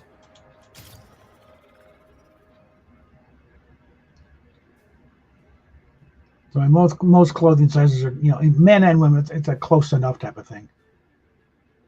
Very rarely do you get, pants or, certain that fit just right. It's usually the little loose or a little tight, usually you go for a little loose. And just like, just cinch the belt up a little more.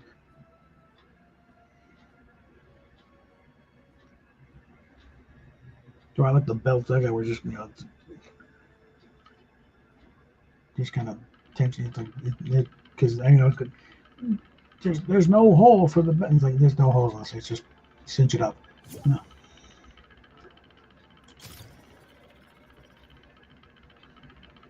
I'm also at an age where I don't care. I don't have to go into an office. I don't care. The only reason I'm wearing clothes at all is because of my camera right now. Otherwise, I'd just be here in my slippers. And slippers only because I don't want to step on stuff that's buried in the carpet. I got little model pieces, so that's why I can't really run the vacuum. It's like, no, I don't want to lose that.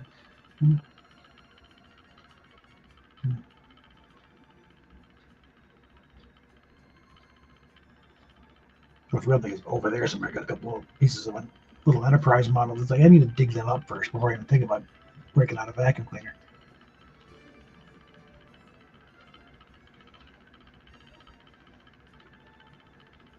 Here's the thing: my house, I control when things get stuck up and thrown in, and they're not gonna. I'm not losing any model parts this time because of the vacuum cleaner.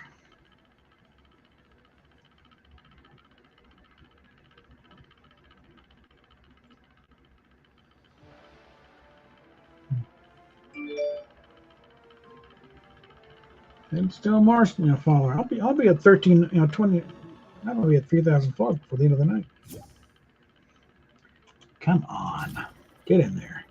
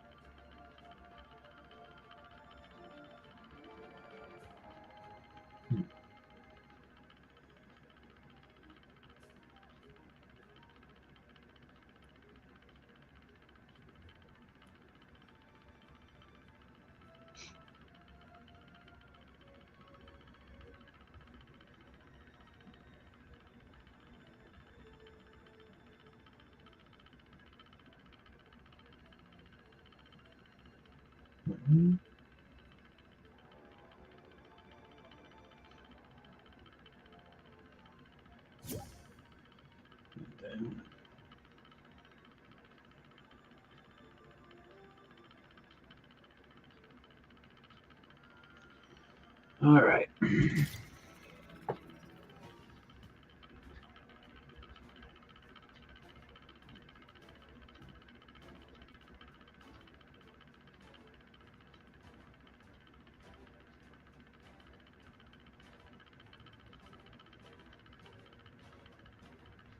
Hold on.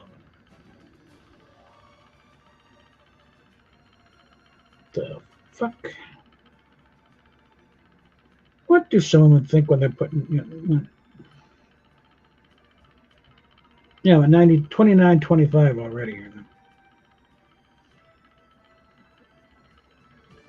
I wonder some of these women. What are you thinking when you shave off the eyebrows and then draw them back in so you look like some kind of a cartoon villain?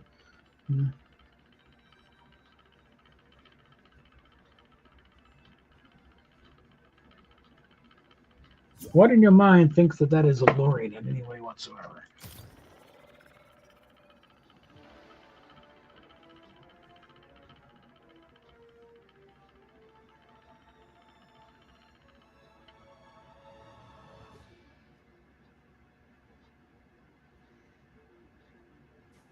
Somehow I've been trying to apply some outdated beauty standards from the 1920s or even earlier. Whatever. It's like,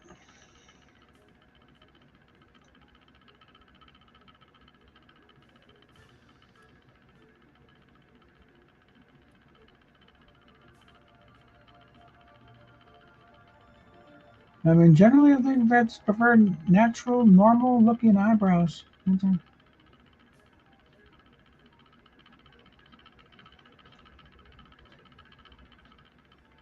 Not to really think about them until you do something weird to them.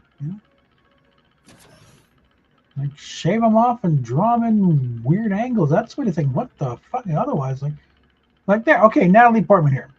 Look at that. That is nothing. That's perfectly fine right there. Natural, normal-looking.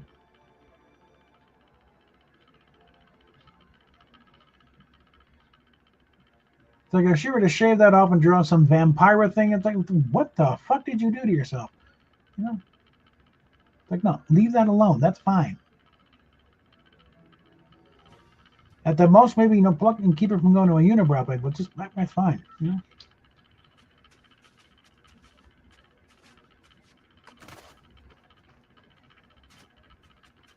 Okay, now we're at the items. We got everything. Load up, res self. Coming in from the south. Let's hit. Let's just get on the ground as soon as we can here.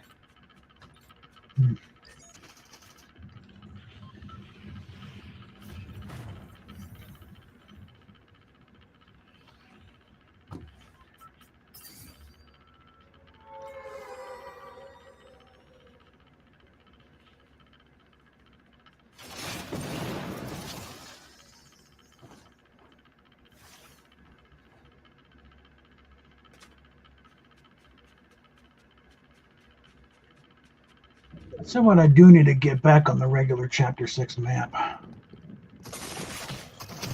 Oh, I was dead anyway, so I might as well at least get a shot at it.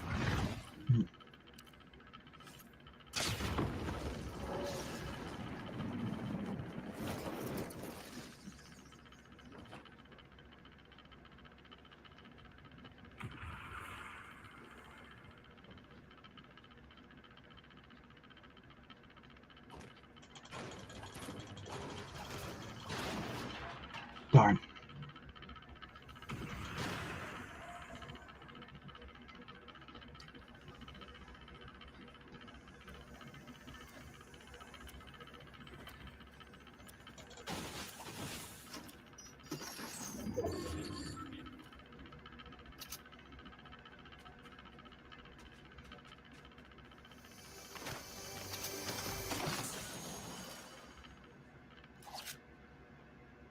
All right, now before we go any further,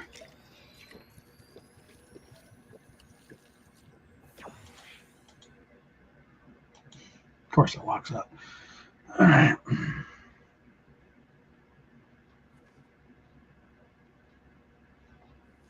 At least I'm indoors.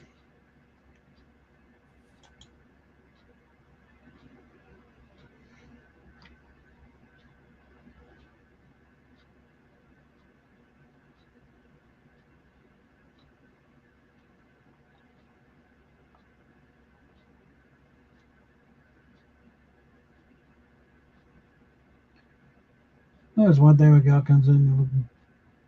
Hair's kind of messy. No makeup at all, and then all made up and go. And let's be honest, look better before or after. I'd go before.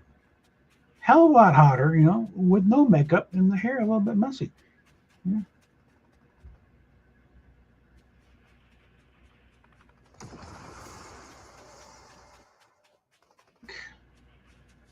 Part of it's like mentally, you get that all made up there. I just mentally just kind of put a wet paint sign in front of all these.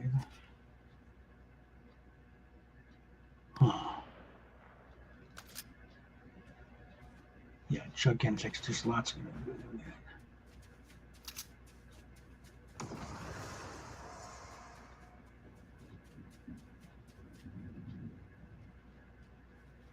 You shit. Okay, I'm gonna be over there still. Might as well face this way. And actually, I gotta go back that way anyway.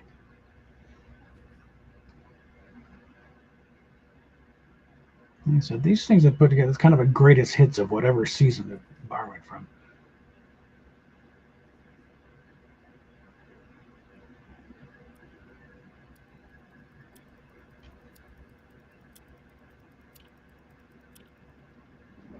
I'm not getting the rifle. I don't like bursts.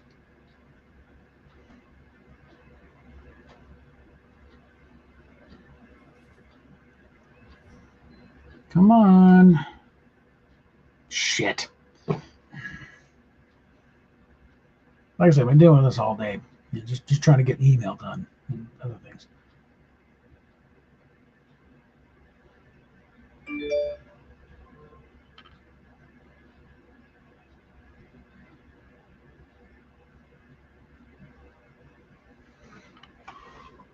Yeah, I think by this rate, by the morning, I'll have 3,000 followers on X.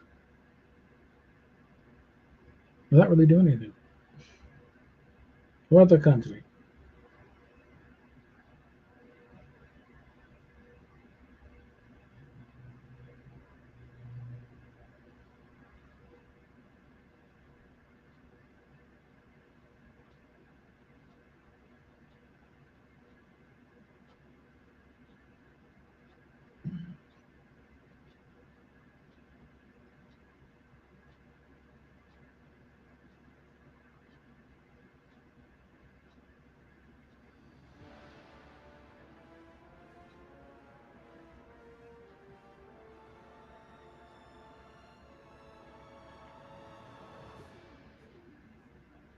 All right.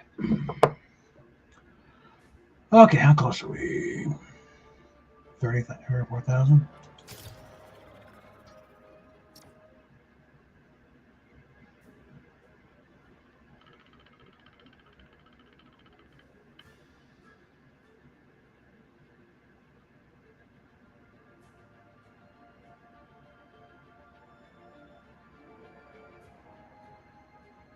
I don't think we'll be doing this much longer because it's already hour 48.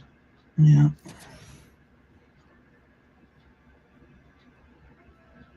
Unless I got a real good solid connection that holds and I can do something, something spectacular.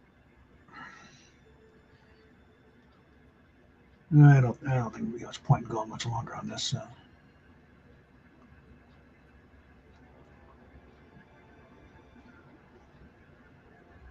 Again, I do appreciate everyone watching because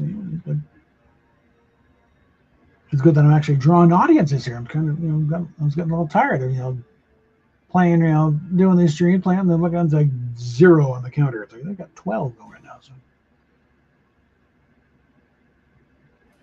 there we go.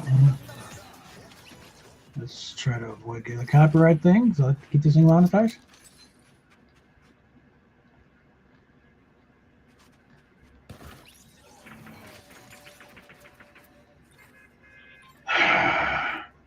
Locks up in here, yeah. Yeah. Yeah, there goes my monetization. Looks like you're talking over it, obscure things, but come on, damn it. There we go.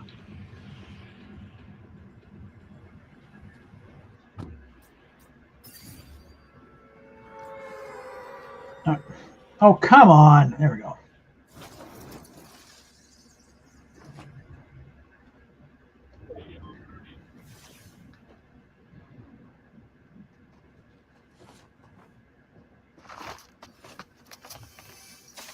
Oh, shit.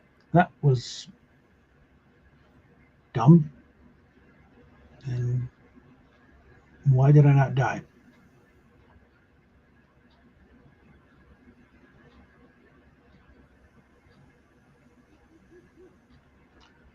Okay. Because I didn't actually land there. Okay. Probably just as well.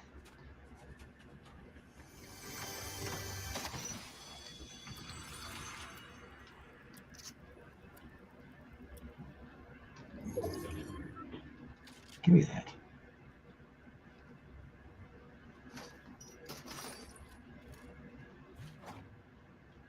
Let's give it a head start.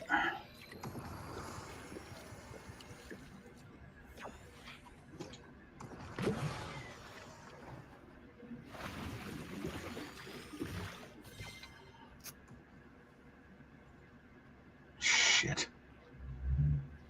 Okay, so I'm going to be back on the thing.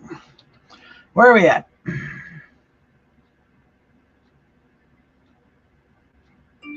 Get that map a little further up so I can see better. All right. Okay, so let's just pick a spot in there. Just because it's more in the center.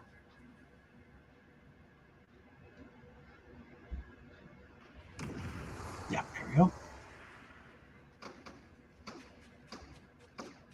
After after a while, you kind of figure out, like, okay, this is what's happened, so this is what we're going to do. Ah.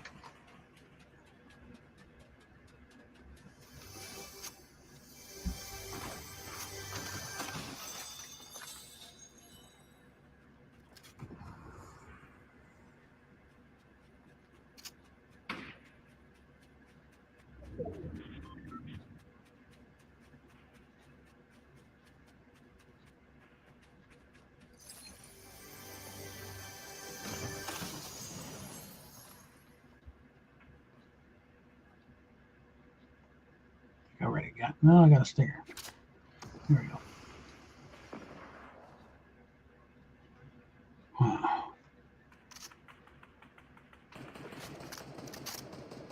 Let's go ahead.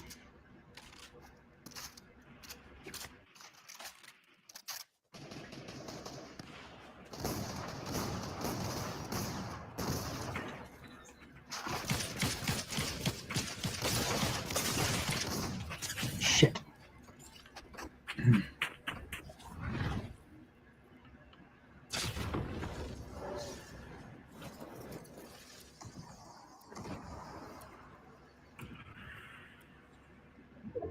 Can we make it over to the hotel this time?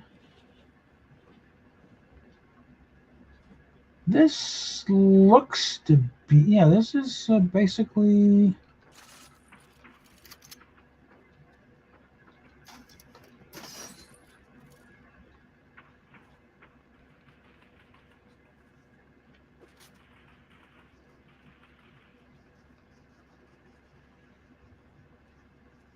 Yeah, normally this would be Sweaty Sands.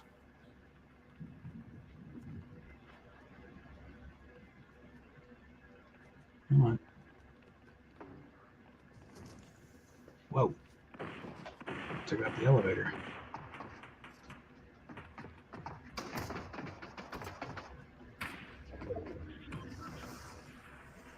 I gotta get out of here. You little shit.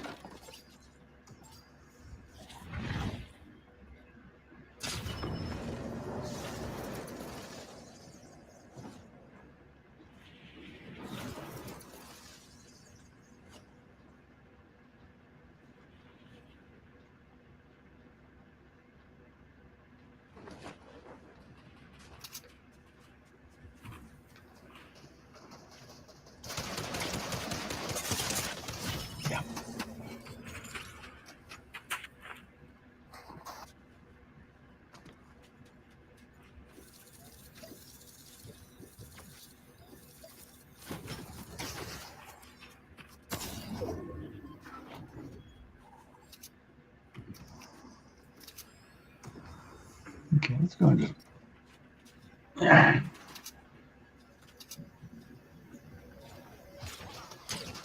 Oh, someone likes to camp out, huh?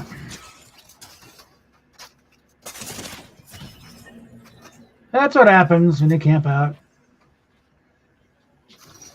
Pretty soon, people don't take kindly to it, and they're going to blast your ass.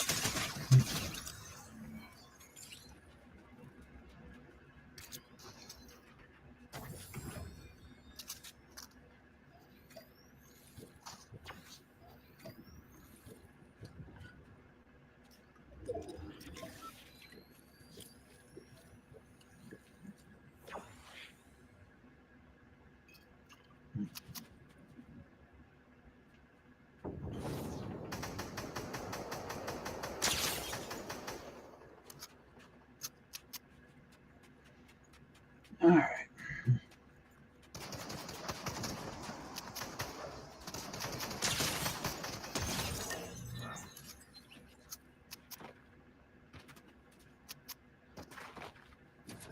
All right.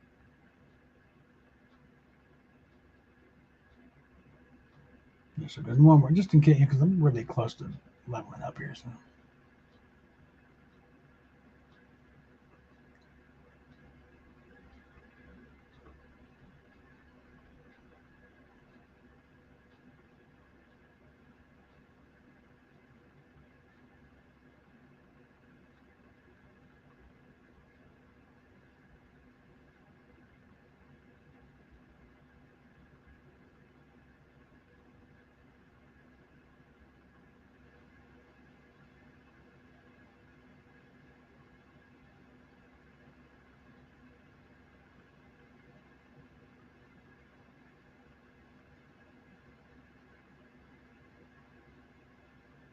Okay.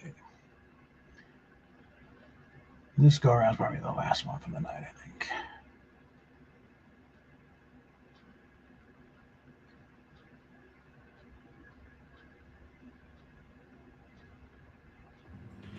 All right.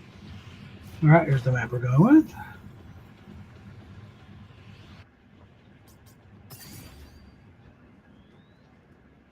As soon as we can get all caught up here. Come on. I'm already off. There we go.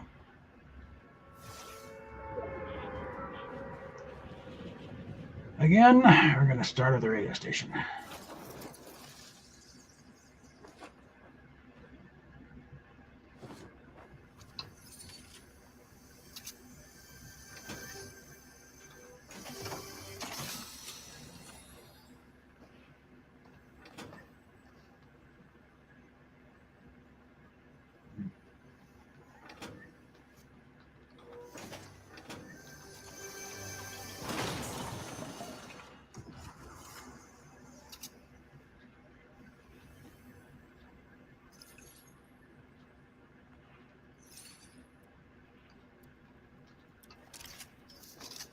I think this is laid out very much like a good radio station.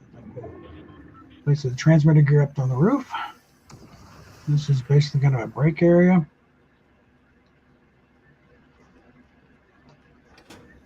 And here we've got the studio.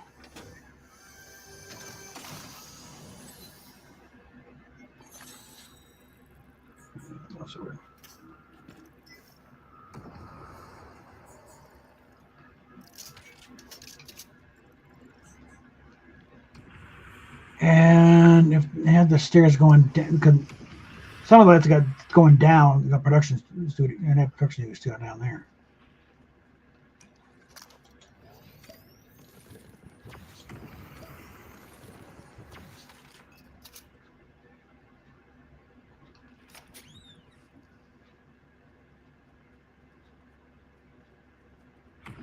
And out back was usually,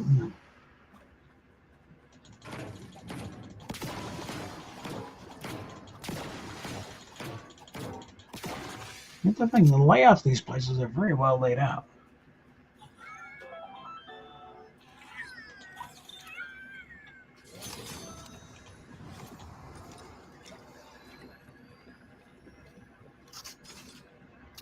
All right.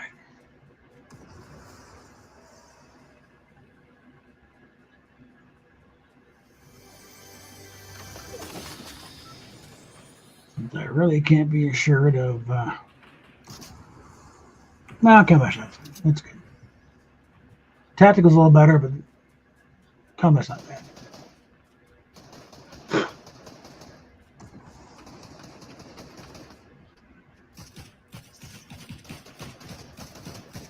Yeah. Oh.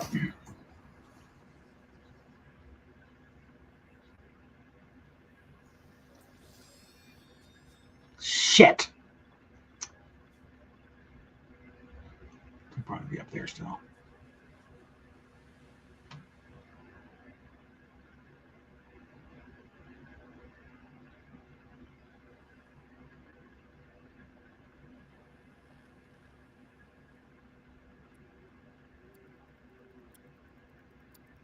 No thing. Batman doesn't use guns except for the times when he did, which was back in the early days. He carried a 45 on his hip.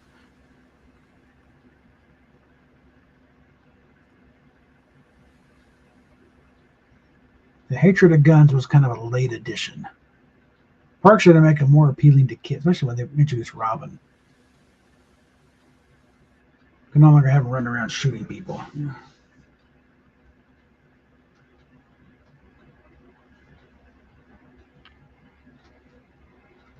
I remember Batman was just a blatant ripoff of the Shadow. Shadow had 245s.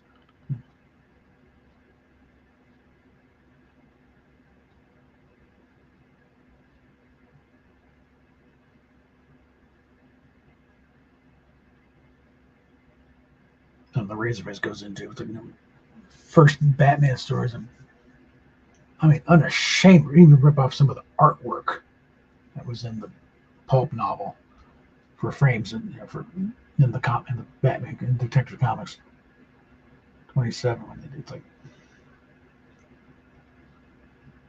it's a miracle they didn't get sued to oblivion.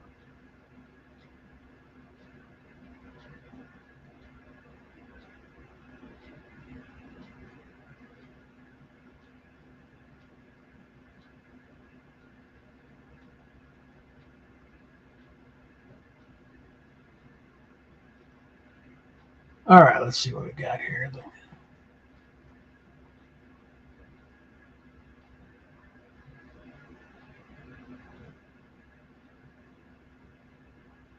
I think I may just call it here anyway, whether I level up or not. I think I got a long ways for it to be worth anything. So.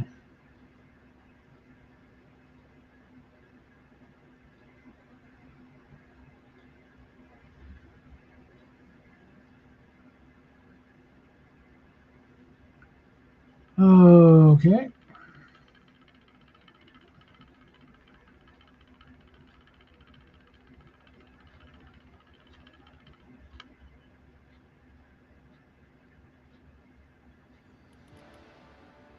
Okay, I'm that close. Screw it, one more. All right. More at this point. Light bullets. That mean pistol or subby. So.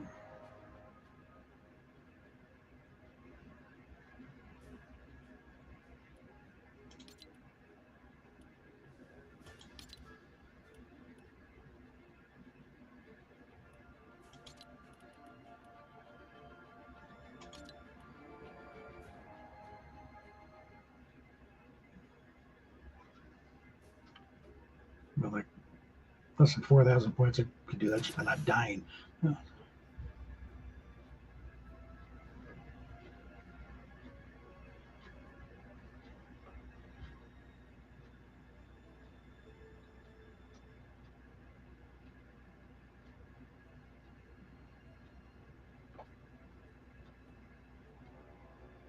Actually, I gotta definitely get it by dying and then rebooting.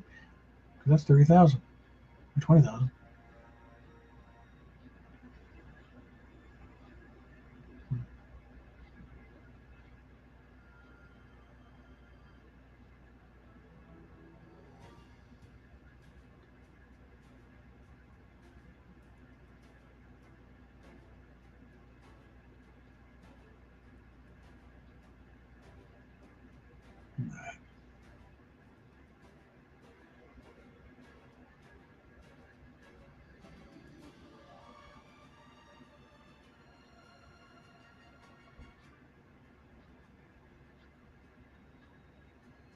Good. If you're looking for weird techniques of what to do, like probably the wrong channel for you. But I want a demonstration on how even you, with a crapped up computer and lousy connection, can make headway in Fortnite. This is the one because, yeah, there are ways to advance, even if you don't have the best equipment.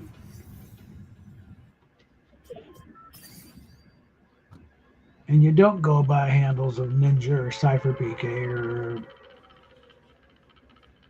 Booger or whatever. All right. Actually, we're going to come down here. Get some free shields.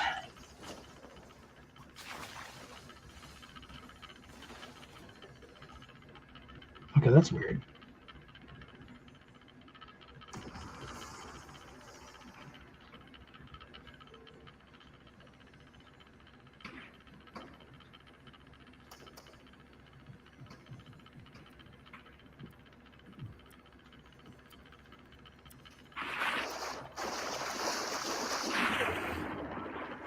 Didn't see any.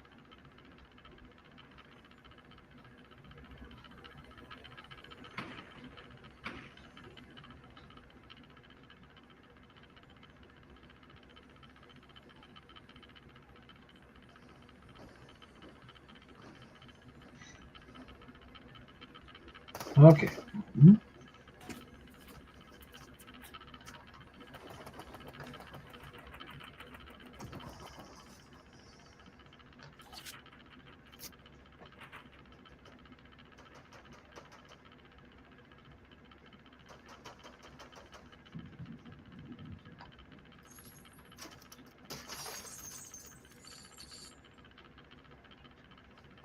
need is something that shoots.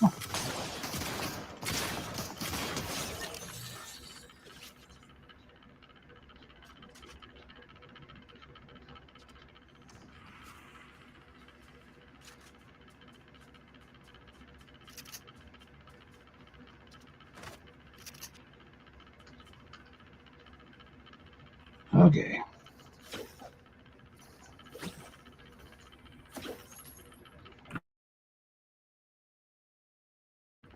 Shit. All right.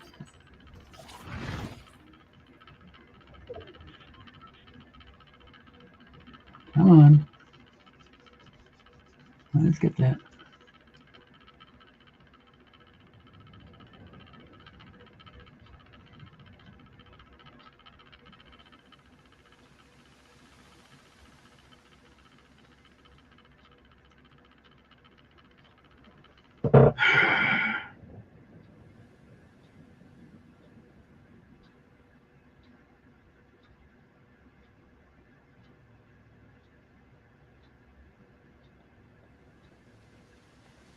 All right, come on. At some point.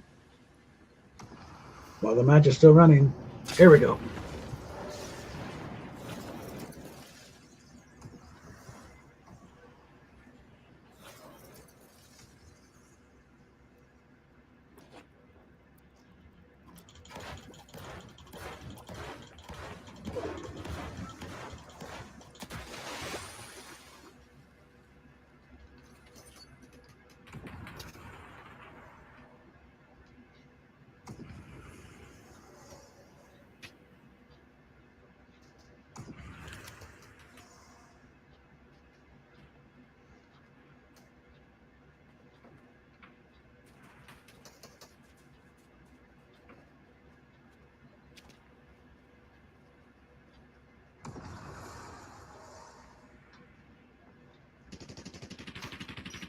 There's no ammo can behind. Okay.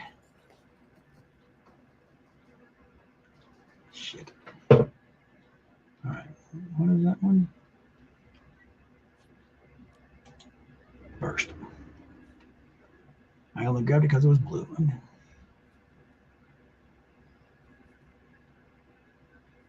Back of the bus there.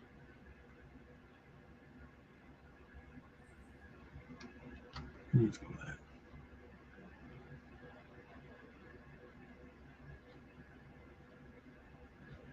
Oh, and of course Steve Shy is going, trans people are the threat and not the threat.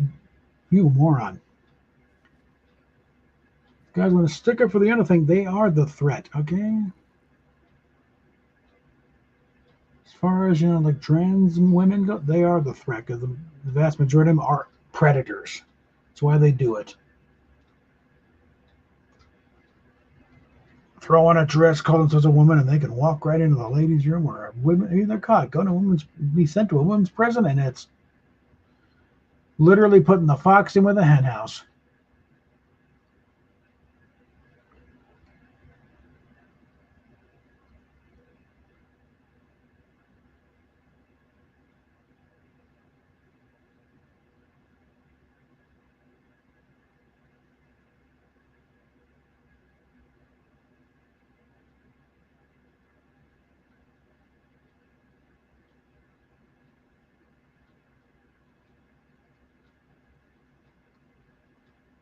What do you think? Getting a little rash of,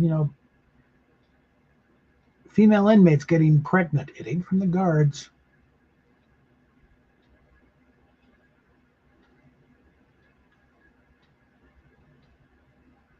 Some bleeding out bureaucratic nitwits. Oh, he says he's a woman. He's a woman. Sent to the woman's prison. You fucking idiot. He's in for rape. He's in for multiple assaults, and you're going to put him right in his, you just gave him his dream shot, you idiot.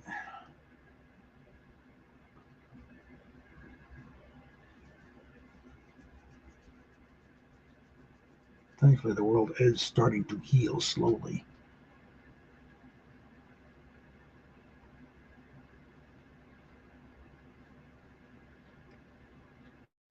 Still some sense the Supreme Court in the UK said, no. The Equality Act that means beating over the head with? No, that means women, biological women. Not because you got a piece of paper. If you still got your danglies down below, you ain't a woman. I don't care how pretty you feel, asshole.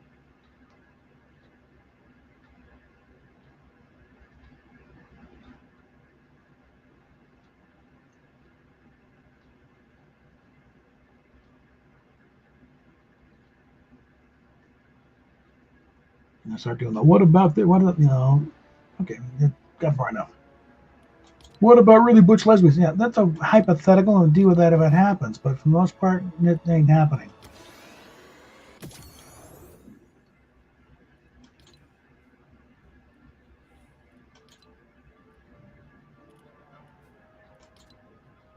For like 99.9% of the people around there, it's obvious. We are programmed to recognize these things. That's how we keep the species going, by knowing who's a woman, who's a man.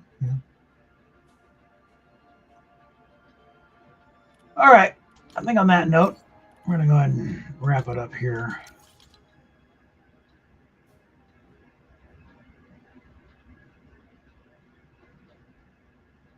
Yep, and then they did the thing about the Silver Surfer in the next, Fantastic Four movie. Here's a backlash. Okay, let's go here. Stop that. Get the damn thing to let me. Here we go. Whoop. All right. And with that, we're going to bring this over here so I can stop looking up to the side all the time. If it'll let me. There we go. Almost.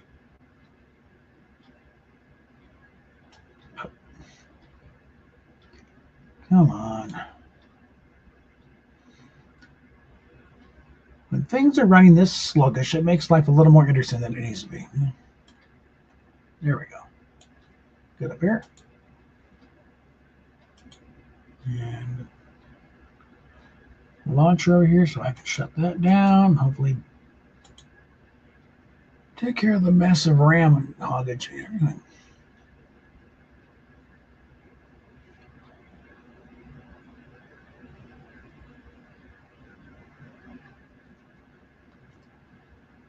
Okay, everything's kind of frozen up here. I don't know how much is going out. But... All right, now it's catching up. All right. Okay, there we go. All right. Whoops. How the hell?